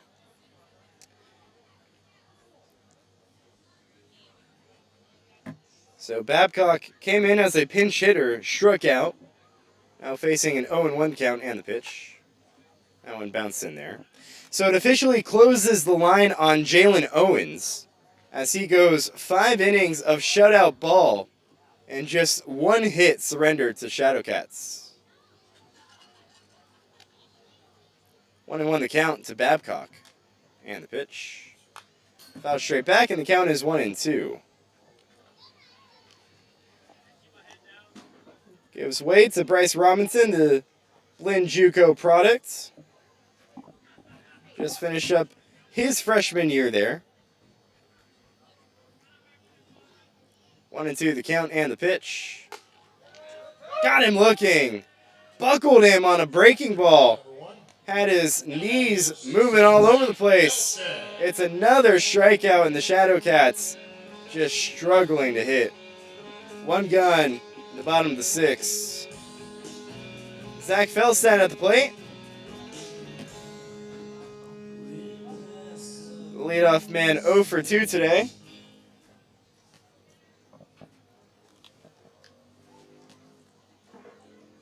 Robinson comes home. Felstad shows bunt and pops it up, foul. Anything to get a hit, including trying to lay one down, and the Shadowcats still can't do that. So 0-1 to Felstad. Robinson this year with the 2nd place national JUCO team at Blinn. Made just 4 appearances, got 5 2/3 innings of work, gave up 5 runs. 0-1. Bottom of the zone, and the count's 0-2. In those 5 2/3, gave up 8 hits, 3 walks, 5 strikeouts. So not too much action with the Buccaneers, trying to get some innings here with Victoria. 0-1. That one misses below the zone. Rather, that was the 0-2. So the count is 1-2. Zach Felstad has turned it on, or did turn it on in Victoria. After starting the year 1 of 12, he's 6 of his last 13. In 2 games against Victoria, went 5 of 12, 2 doubles and 2 triples, 6 RBIs. 1-2. Called strike 3. Got him with a fastball looking on the outer half, and oh, there we go. Here we go again. Wes Barron has thrown out Zach Felstad. I mean, you got to be kidding me. Felstad took offense with the fastball that was on the outer half, and Wes Barron throws him out. In 3 games, Wes Barron has been an umpire. He has thrown out 6 players. Rather, 3 players and 2 managers, or 2 managers and 4 players now. And 2 of them for the Shadowcats. Just absurd. Absolutely absurd. First pitch here to Patrick Zano. Swung on and missed. If you recall, this whole debacle started last week against against Lake Charles. There was a whole discussion on an interference call. Manager Barry Manuel took offense to it. 0-1 to Zano. Misses inside. Counts 1-1. Manager Barry Manuel took offense to it. Protested. He was then ejected by the man they call Wes. 2 batters later, Colton Fallbush was ejected. 1-1. Cut on a miss, counts 1-2. Fallbush said he was ejected for asking him on a pitch that he struck out swinging if that pitch would have been outside. He was trying to improve as a hitter. Wes said, "We're not having that," and threw him out. 1-2. Got him swinging. So Zano goes down cutting and missing. Shadowcats go down in order in the 6th. Go to the 7th, 10-0. Shadowcats trails Victoria. You're watching Sherman Shadowcats baseball on the Texas Collegiate League Television Network and listening on the Jay Shockley State Farm Shadowcats Audio Network.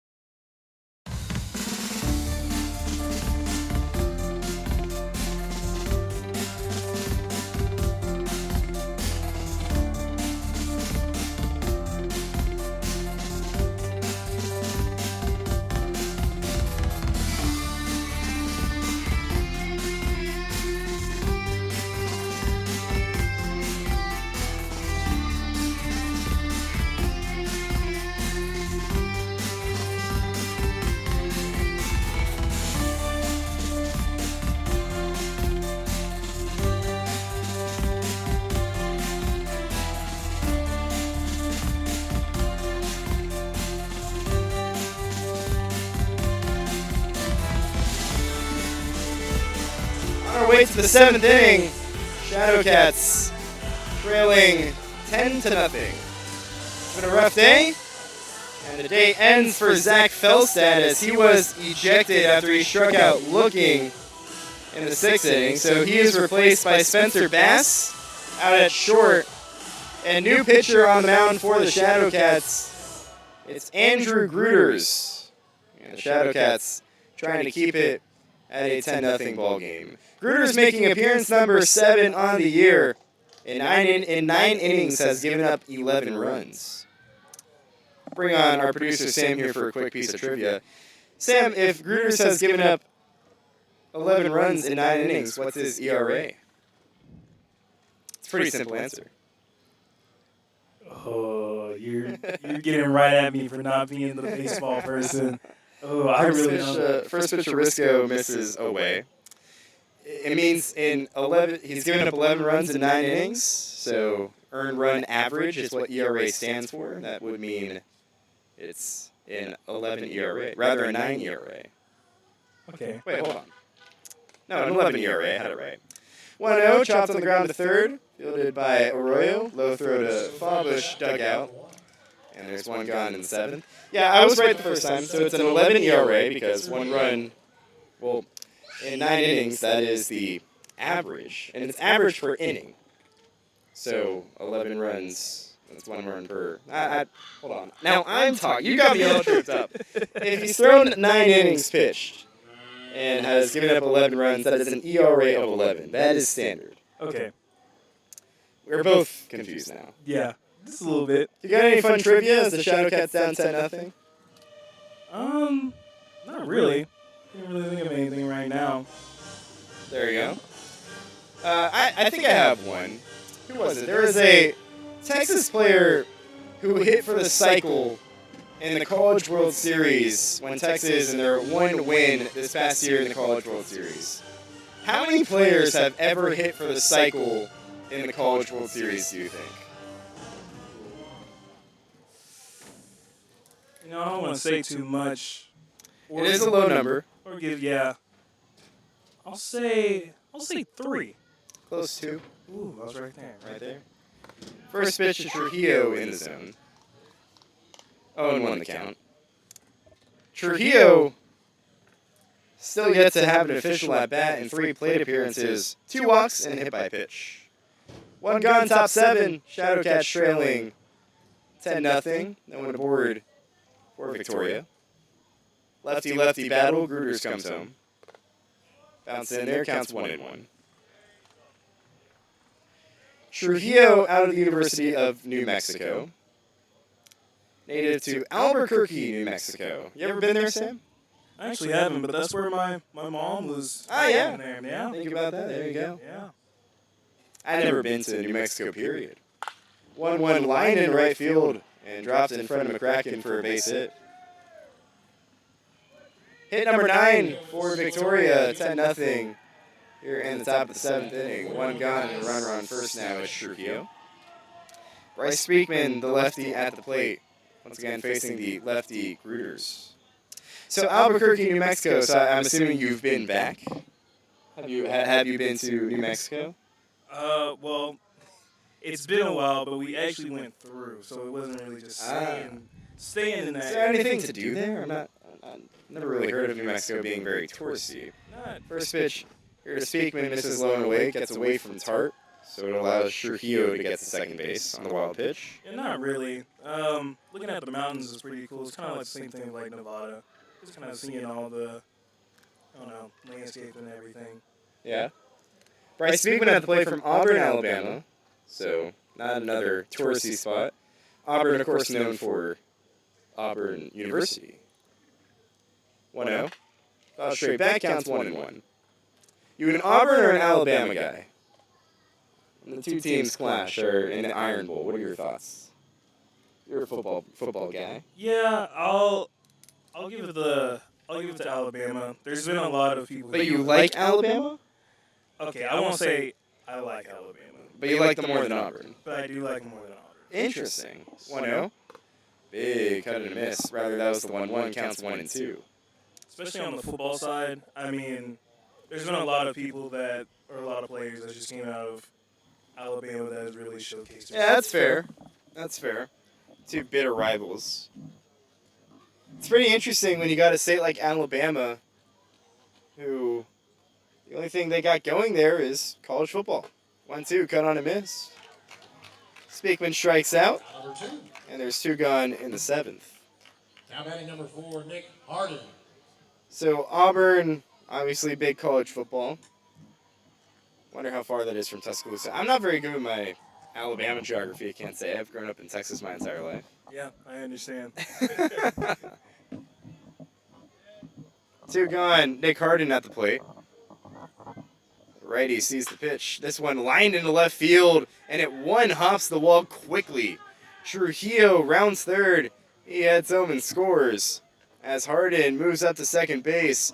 It's an RBI double in the top of the 7th inning, and the Shadowcats now trail 11-0 to the Generals.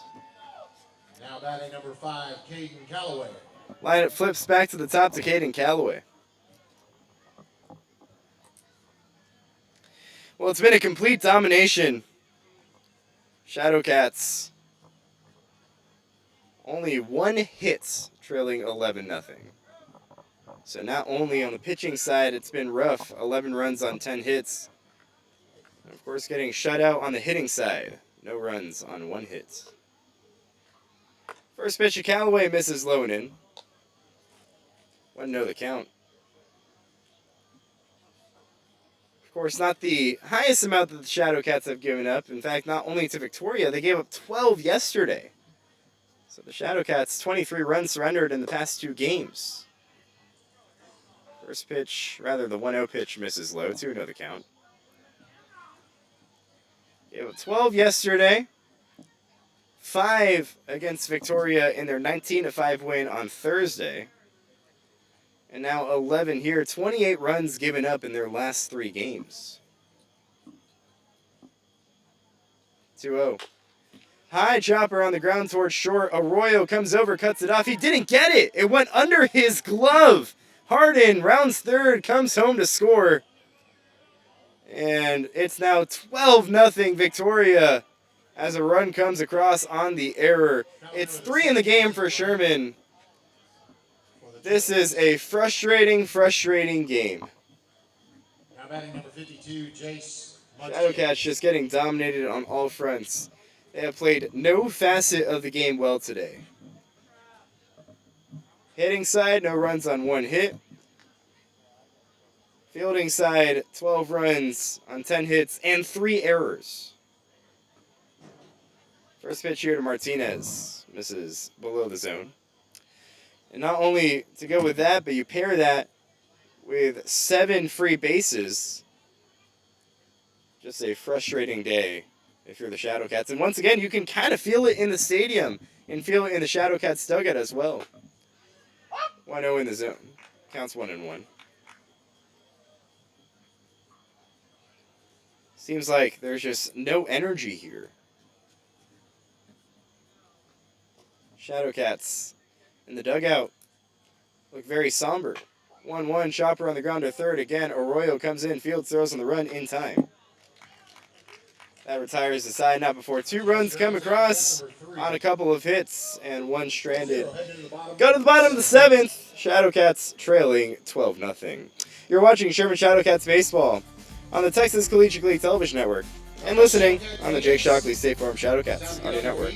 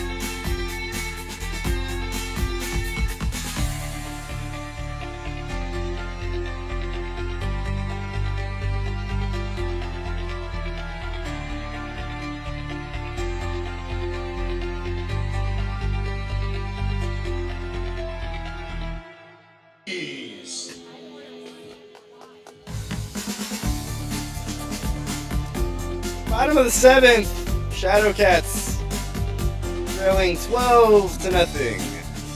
Deep in the heart of Texas, Shadowcats trying to get going. Just one hit on the day. Mason Priest leading off. Bryce Robinson comes home. First pitch misses high. Want to know the count. So, Sam, I gave you some baseball trivia. How about you give me some Sherman trivia? You're native here to Sherman, Texas. Is there anything that maybe you could think of? That I could think of right now. 1-0 misses inside. I'm trying to think. This is kind of getting put on the spot a little bit. So you mentioned, I'll try and think of this one. You mentioned that the the Sherman versus Denison rivalry, 2-0. Misses low. 3-0 to Priest. The Sherman versus Denison rivalry, one of the oldest in the state of Texas. So what year does that date back to? Do you know it? Maybe we can piece that together ourselves. I know it's like this is the 100th and... Well, there we go. 3-0 misses, or is at the bottom of the zone. 3-1 to Priest. Like 130-something years. I don't remember exactly, but I know it's in the hundreds. So somewhere in the 1800s. Yes. Is what we're going with. 3-1, line to third, over the leap of Martinez into left field, a base hit. So it's a leadoff single to start the bottom of the 7th inning for the Shadowcats. Mason Priest aboard on first with no one gone. Nice piece of hitting. Shadowcats have their second hit of the day. So actually, I was a little bit off. What is it? It's 115 years. So 2020. So 1911? Yeah. Wow. Yeah. First pitch, Ellington Jefferson, striking the zone. I guess the trivia that I could say is, do you know who's leading, Sherman or Denison, in the series? Ooh, I don't. Well, you mentioned to me that you were 0-4 in your 4 attempts at Denison. Priest goes, pitch swung and a miss, throw to second, and not in time. Thanks to Jadarian Price. Yep, you can thank him. The Denison Notre Dame product, set to go to the Seattle Seahawks. Priest steals second, so he's there. Jefferson at the plate trying to drive him home. Shadowcats trying to get the first run of the game. Let's see. I don't know who's better. I have no clue. 0-2 swung on a missed. I'm going to take a guess and say Sherman by maybe like 5 or 6, not by much. It's actually 68 Oh, to wow. 47 There you go. In favor of? in favor of Sherman. There you go. Yeah. When was the last time Sherman had one consecutive like Denison has? 0-2. Jefferson takes low, bounces away from the catcher, Risco. Priest moves up to third on the wild pitch. Well, I will say the last time for sure consistently that I remember was back when my brother was playing, and that was between 2011 and 2014. There you go. 3 straight? 3 straight. Sherman has a very rich history with its rivalry to Denison. 1-2 the count. And the pitch. About straight back, we'll do it again. In fact, whenever the Shadowcats were being proposed to the city, they almost said no because of the uniforms of the Shadowcats. The Shadowcats sporting the gold and black. Yellow and black are the Denison colors. Shadowcats are maroon and black. Or rather, Sherman is maroon and black. 1-2 misses low. Counts 2-2. So the city was like, come on, what are we doing? We can't be Denison colors. And Tim and Andrea Woodland, the owners of the franchise, said, no, it's not yellow, it's gold. So there you go. Which I will say, there's a lot of stuff that Denison, a lot of the colors of Denison is more of that gold color instead of yellow, but we can take on with it. 2-2 cut on a missed. Strikeout of Jefferson. Bring up number 6, Noah. So there's one gone in the bottom of the 7th. This 7th inning is brought to you by Dr. Pepper. It's Pepper Thing. Jefferson strikes out. Tart at the plate. Rice Robinson still dealing. First pitch to Noah Tart. Breaking ball into the zone. 0-1 the count.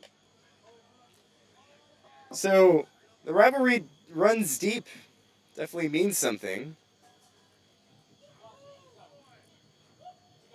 Both these cities, Sherman and Denison, very supportive of the Shadowcats, though. 0-1. Bounce low and in. Counts 1-1. The community here is great. Again, sticking through this 12-0 deficit. Staying through the 7th inning stretch, but Shadowcats not giving them much to cheer about. 0-1, Tart. Swings and misses at a high fastball, and the count's 0-2. Rather, it counts 1-2.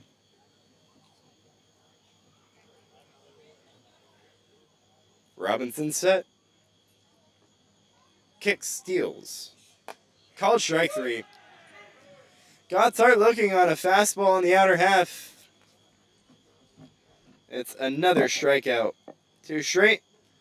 And there's 2 gone in the 7th. How many are those backwards Ks? Let's see if we can count that. First pitch. Here to Colton Fallbush. Popped up.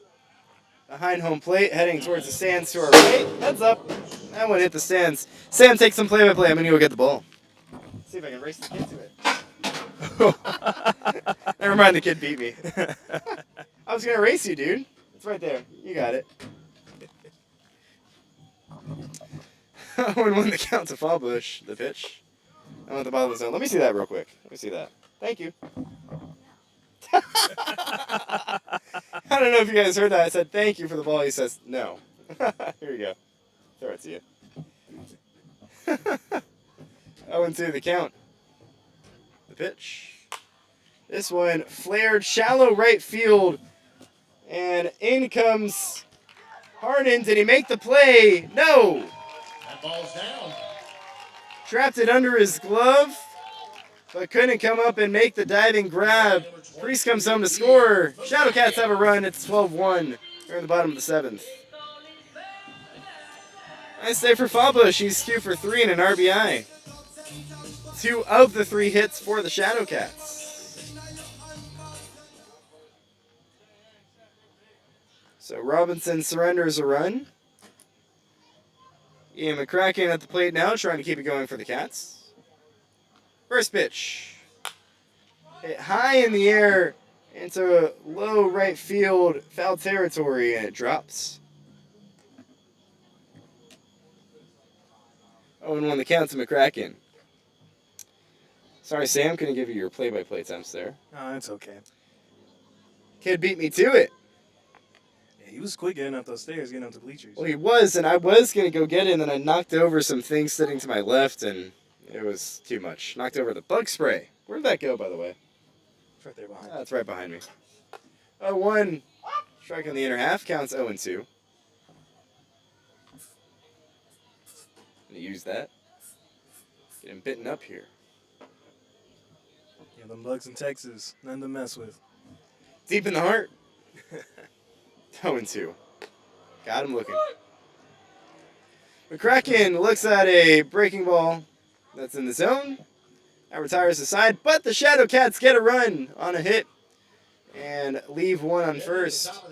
We go to the 8th, 12-1. Shadowcats trailing the Generals. You're watching Sherman Shadowcats baseball on the Texas Collegiate League Television Network and listening on the Jake Shockley State Farm Shadowcats Audio Network.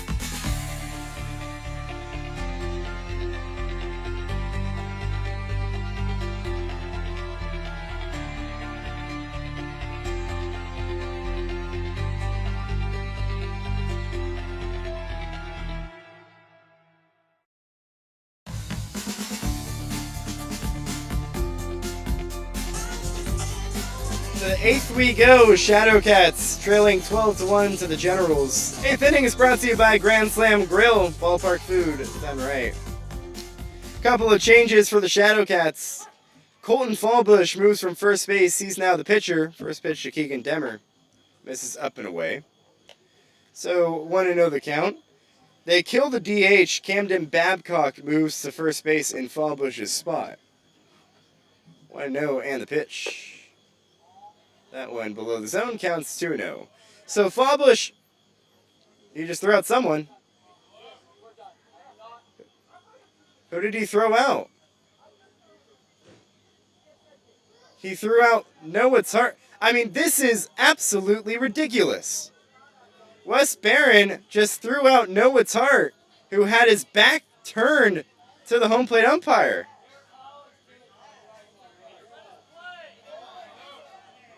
I mean, you've got to be kidding me. Wes Barron has turned this into his show, and he wants it too.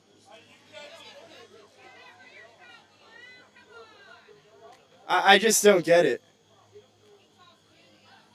So he tosses Zach Felstad earlier today. Tosses Noah Tart just now. He tossed Colton Fallbush, who's pitching on the mound right now, a week ago. He tossed 2 Lake Charles players last week, along with manager Barry Manuel and Lake Charles manager James Landrino. So you tell me who's the bad guy in that situation. Charlie Boyles, who was the bullpen catcher today, comes on, and he's the catcher to be replaced. Noah Tart's the catcher to be replaced. Charlie Boyles comes behind the plate. I just don't get it. Do you get enjoyment by throwing out this many guys? Like, do you really want to make it that much about yourself? Wes Barron says, yeah, he does.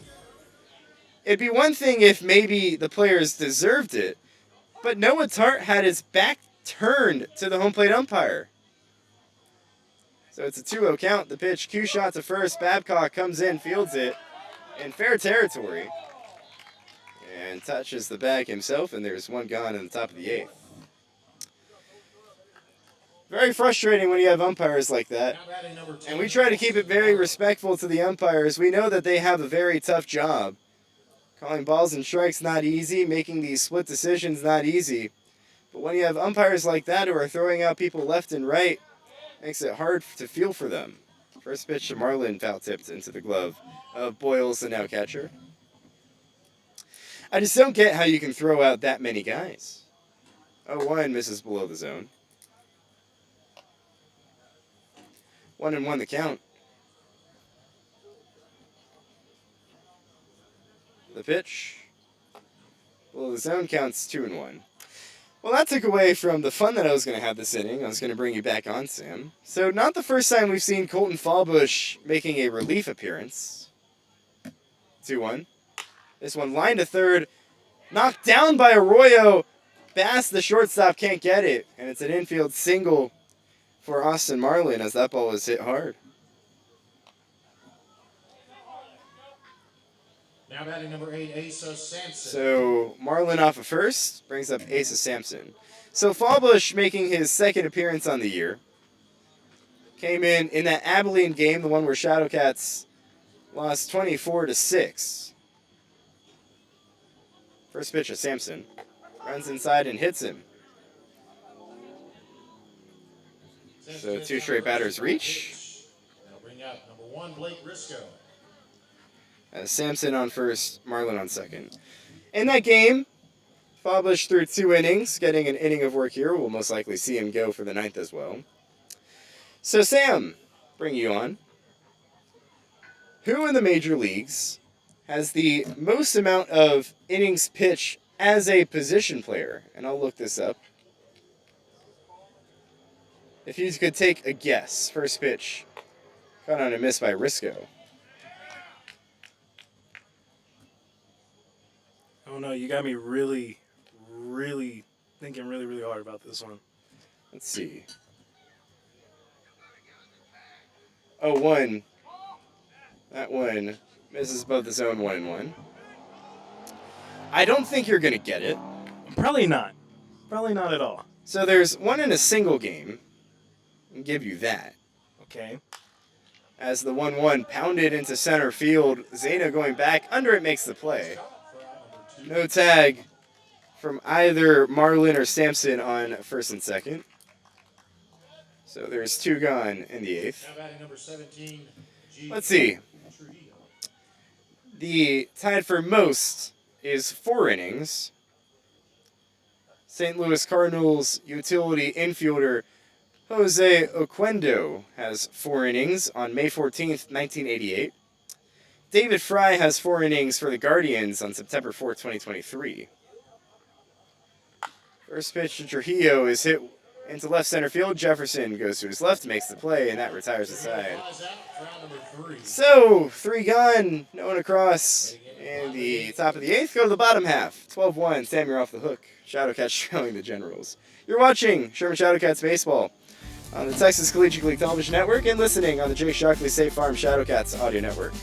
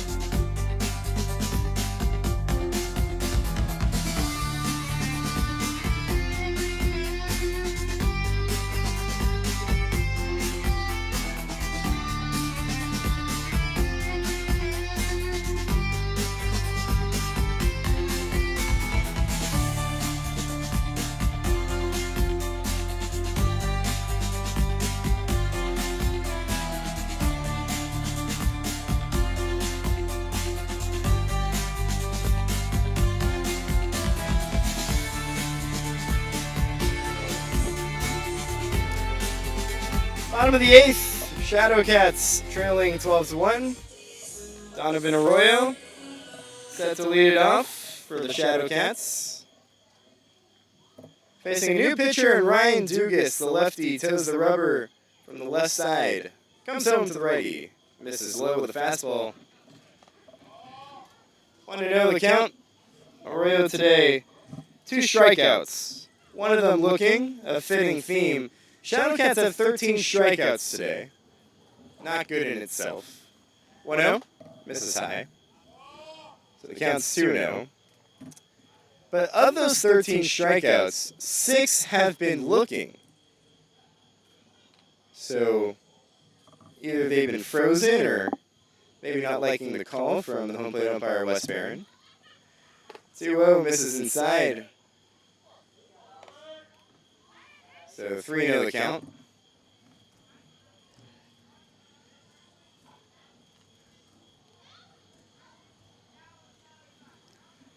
Arroyo and hitters count. Dugas comes home. It's a tie, so it's a 4-pitch walk offered Donovan Arroyo. Dugas can't find the zone. Pitching with a 12-1 lead. Arroyo to first. Babcock to the plate.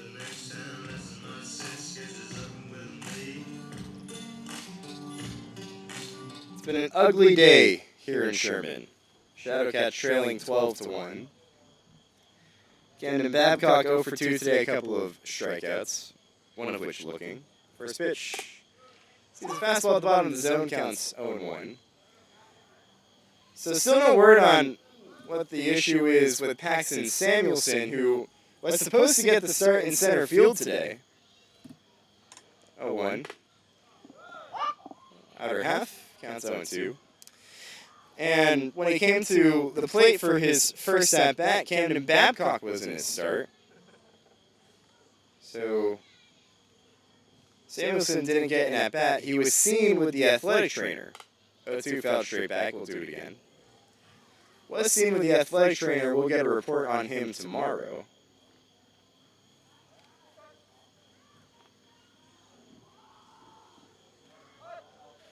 So Camden Babcock in his spot. A couple of strikeouts today, trying to not make it a third. Dugas trying to do just that.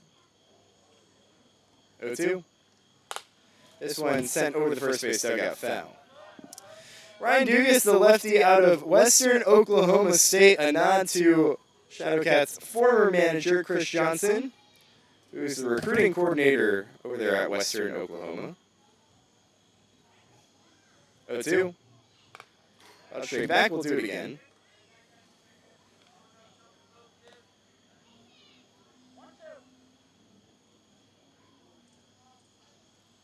One and two the count spontaneously. Was the count 1-2? I thought it was 0-2.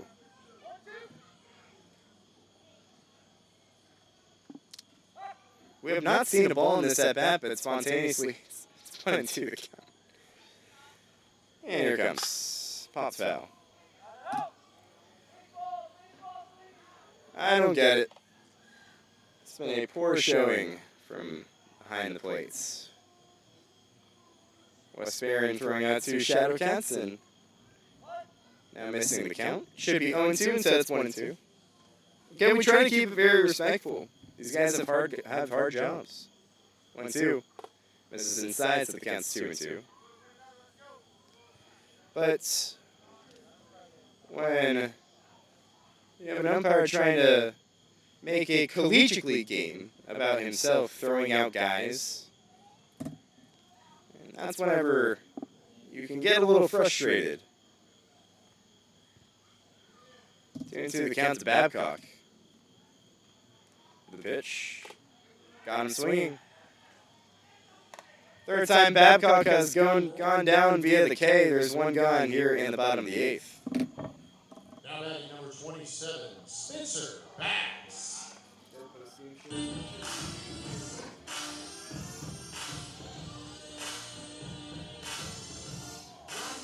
So one gone, bottom 8th. Runner on first. 12-1 Victoria on top. Spencer Bass to the plate comes in for Zach Velstad as he was ejected. First pitch. On a strike. And the count's 0-1.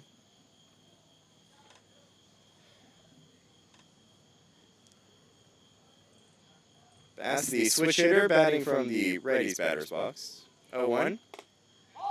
Just misses low. Counts 1-1.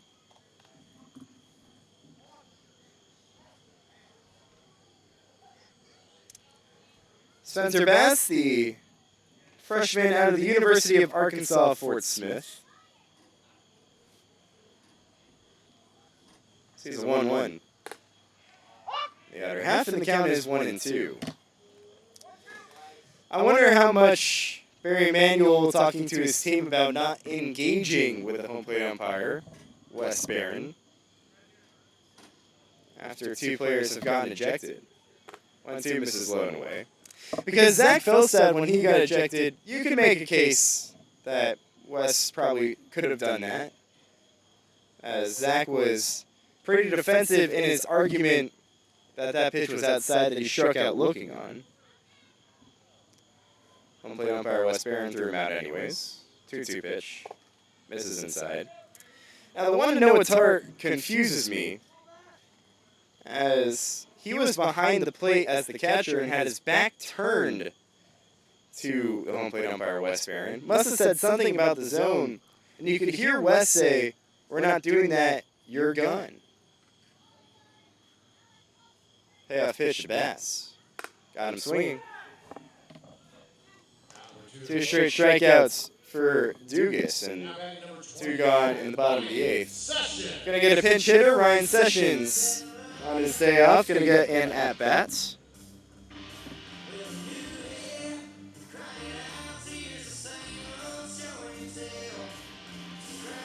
Lefty-lefty battle, Dugas to Sessions. Trying to keep the inning going, trying to drive in a run. First pitch. Just misses away. So the count's 1-0. Well, to be sure to ask Noah what he said tomorrow during batting practice. Of course, Felstad and Tart going to be suspended for tomorrow's game. Storyline to follow. 1-0. Misses away. Counts 2-0. So the Felstad one definitely hurts. You're losing probably your best hitter in the lineup.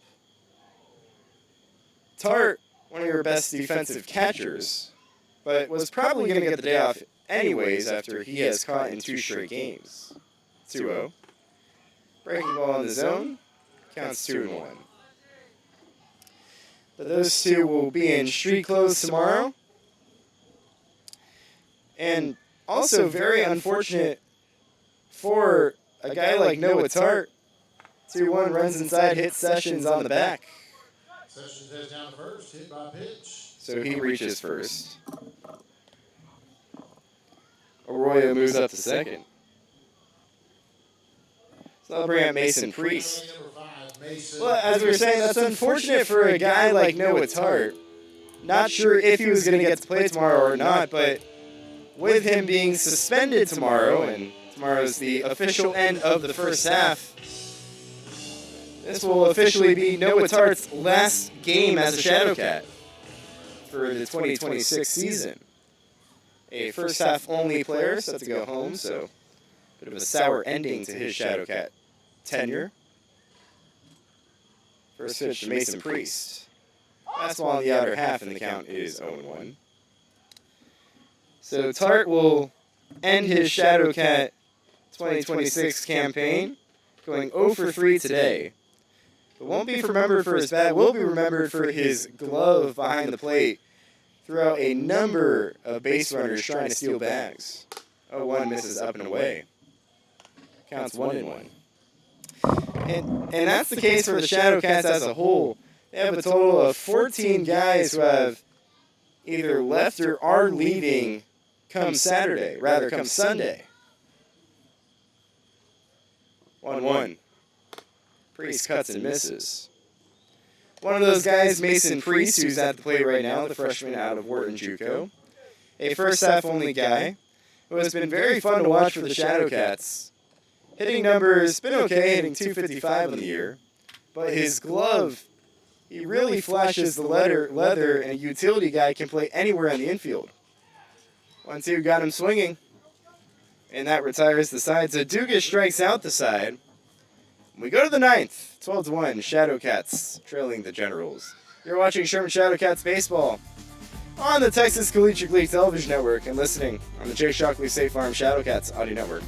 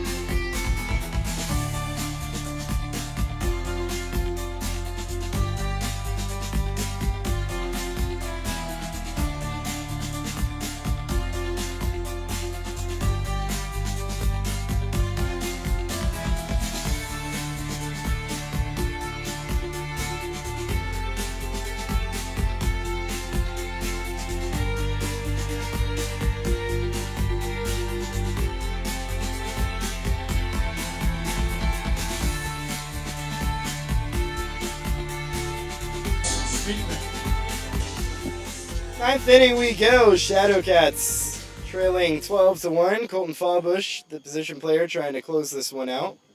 Well, rather, keep it at a 12-1 deficit. First pitch to Bryce Speakman, swung on and missed. This ninth inning brought to you by the Bank of Texas. We go above so you can go beyond. 0-1, cut on into the air to center field. Ryan Sessions out there getting a couple of licks at center field.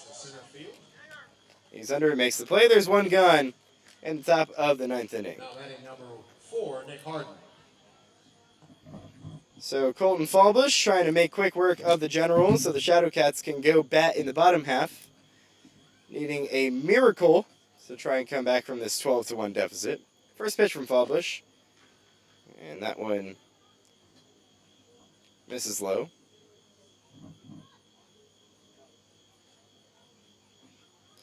Nick Harden at the plate, doubled his last time up, 1-0.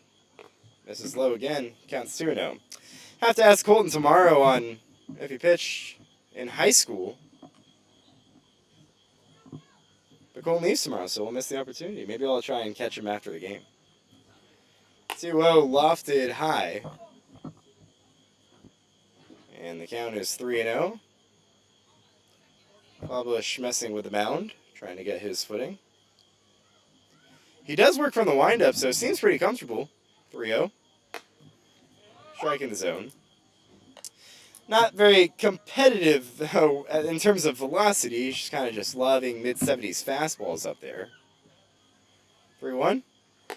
Caught on a miss, and the count is 3-2. Of course, Fallbush not looking for anything flashy, just trying to get the Shadowcats into the dugout and hitting. 3-2. Misses low. So Harden walks. Goes to first. Caden Calloway. We get some licks. One gone, top 9. One runner on for Victoria. Thanks for sticking with us here on the Jake Shockley Shadowcats audio network and on the TCL television network. Shadowcats way behind Victoria. 12-1. First pitch to Calloway in for a strike. Been a frustrating game. Be sure to stick around for the Joe Brownlaw post-game show after. Let you know who our Buffalo Wild Wings player of the game is. 0-1 line to third. Caught by Arroyo. Throws back to first. It is not in time to double up Harden. Callaway lines out. Line out for Caden Calloway. 2 gone. In the top of the 9th. Now batting number 52, Jace Martinez. Bring up Jace Martinez. 3 for 4 today. A couple of singles, a double. A walk and a ground out.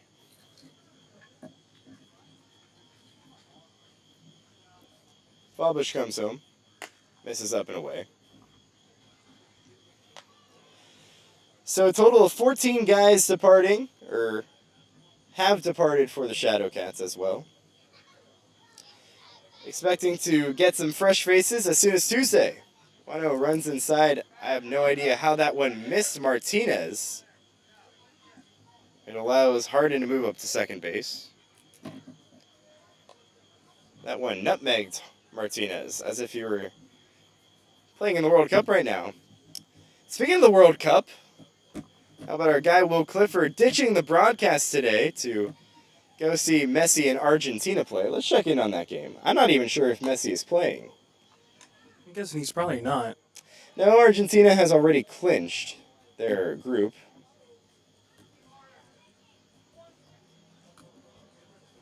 Let's see, checking in. Here they're playing Jordan. Argentina leads 2-0 at the halftime break. 2-1. That one misses away. Let's see. Did Messi start? Oh, hold on. He did not, which was expected. 3-1. This one hit well. Deep out to left center field. Sessions Jefferson going back to the track. It one hops the wall. Harden comes home to score as Martinez trying to stretch 3. The cutoff throw from Bass. It is not in time. An RBI triple for Jace Martinez. And it's now 13-1 Victoria on top of Sherman. For the Generals, now batting number 54, Keegan Dimmer. Bring up Keegan Demmer.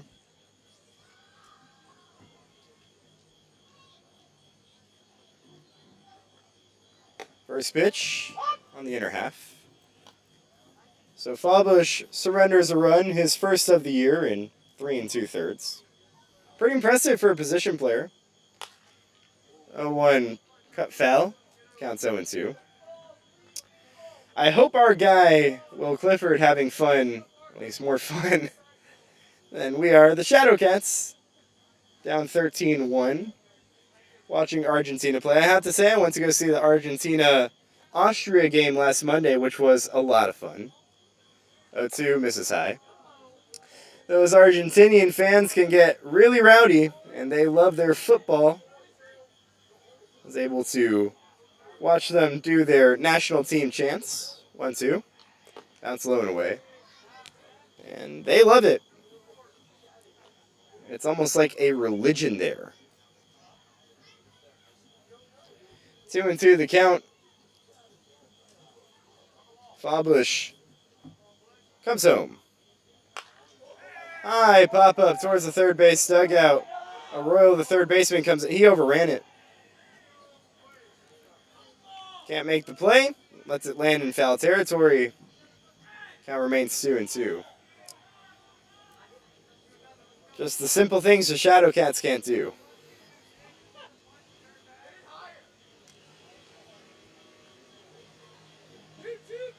2-2 the count. Fallbush trying to get his team into the dugout. See if the Shadowcats can scratch across a couple of runs in the ninth. They're going to need 13. 2-2, loud foul ball down the left field line.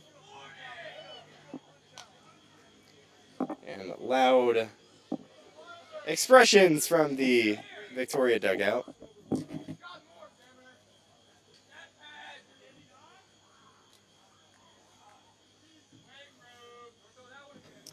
2-2 the count. Fallbush comes home. Got him swinging.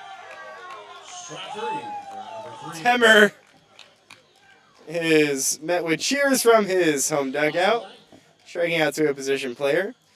Last licks for the Shadowcats. They'll need 12 to keep this one going. 13-1. You're watching Sherman Shadowcats baseball on the TCL Television Network and listening on the Jake Shockley State Farm Shadowcats Audio Network.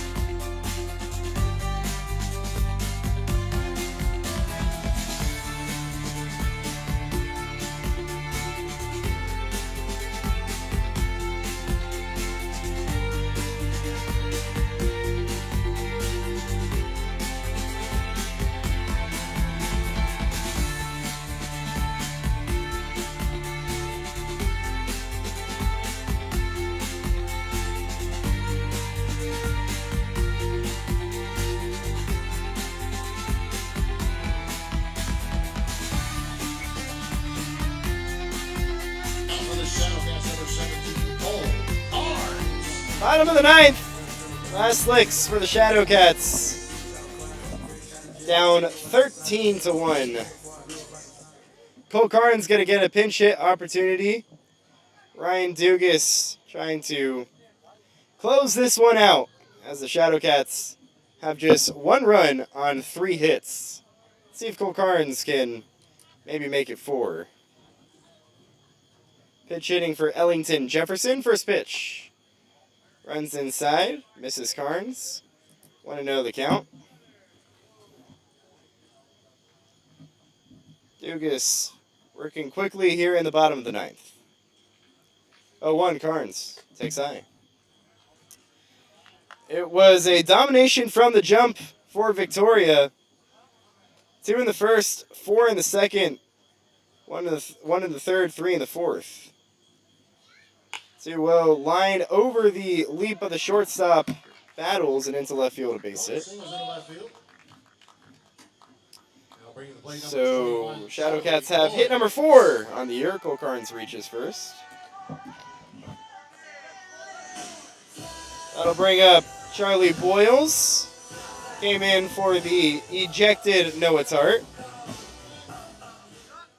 Still unclear what he had to say. First pitch.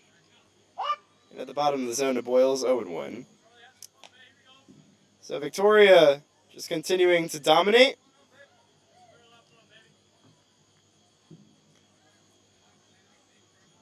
Oh and 1 and the pitch. Misses away.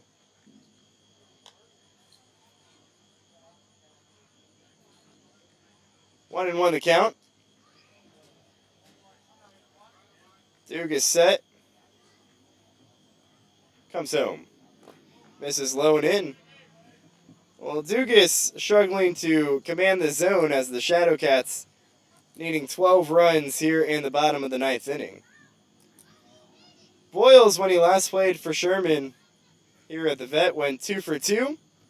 A walk, a hit by pitch, had 4 RBIs in that one. 2-1. About straight back, and the count is 2-2. Victoria dominant on the hitting side, 13 runs on 14 hits. After they scored their first 10 through 4 innings, tacked on 2 more in the 7th, and then 1 more in the top of the 9th. How they got to their 13 runs. Shadowcats have just the 1 in the bottom of the 7th. 2-2 fouled straight back. And it took the Shadowcats a while to get hit number 1 as well. It came from Colton Fallbush in the 5th inning. Shadowcats just 4 hits to show for them.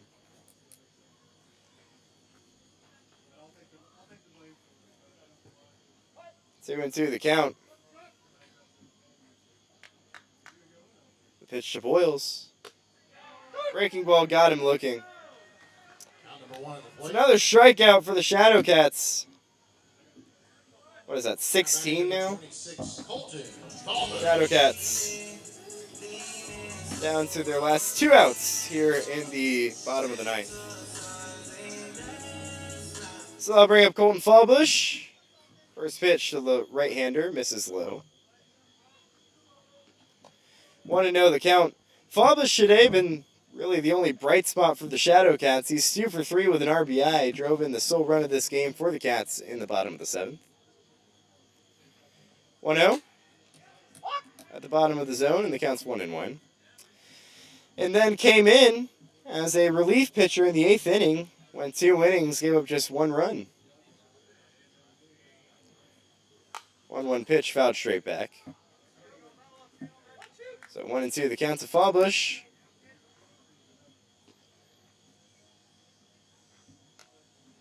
Trying to keep this game going with 1 gun, bottom 9, Shadowcats trailing by 12. The pitch, hit towards first. Trujillo takes it, taps the bag. So Fallbush grounds out to first.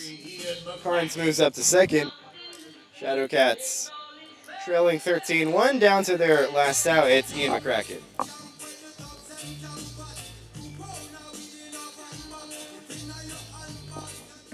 I think this is probably the more disappointing game for the Shadowcats on the year. They've had some bad losses, but I don't think any as bad as this one where you're just dominated on all facets. First pitch in the air to right field, hard and back, and he makes the play, and that will do it. The Shadowcats get utterly and completely dominated by the Generals. 13-1. Victoria takes it over Sherman. Shadowcats fall in this one 13-1. As it's an abbreviated Joe Brown Law post-game show. Shadowcats just can't get anything going. Fall in this one 13-1. Our Buffalo Wild Wings player of the game is Jace Martinez. He goes 4 for 5 today. A triple-double and a single. Ended up a home run shy of the cycle with 3 RBIs. Jace Martinez, your Buffalo Wild Wings player of the game. It's going to do it for us here at Veterans Field. We'll go through our final lines for tonight. For the Shadowcats, 1 run on 4 hits and 3 errors. For Victoria, 13 runs on 14 hits and no errors.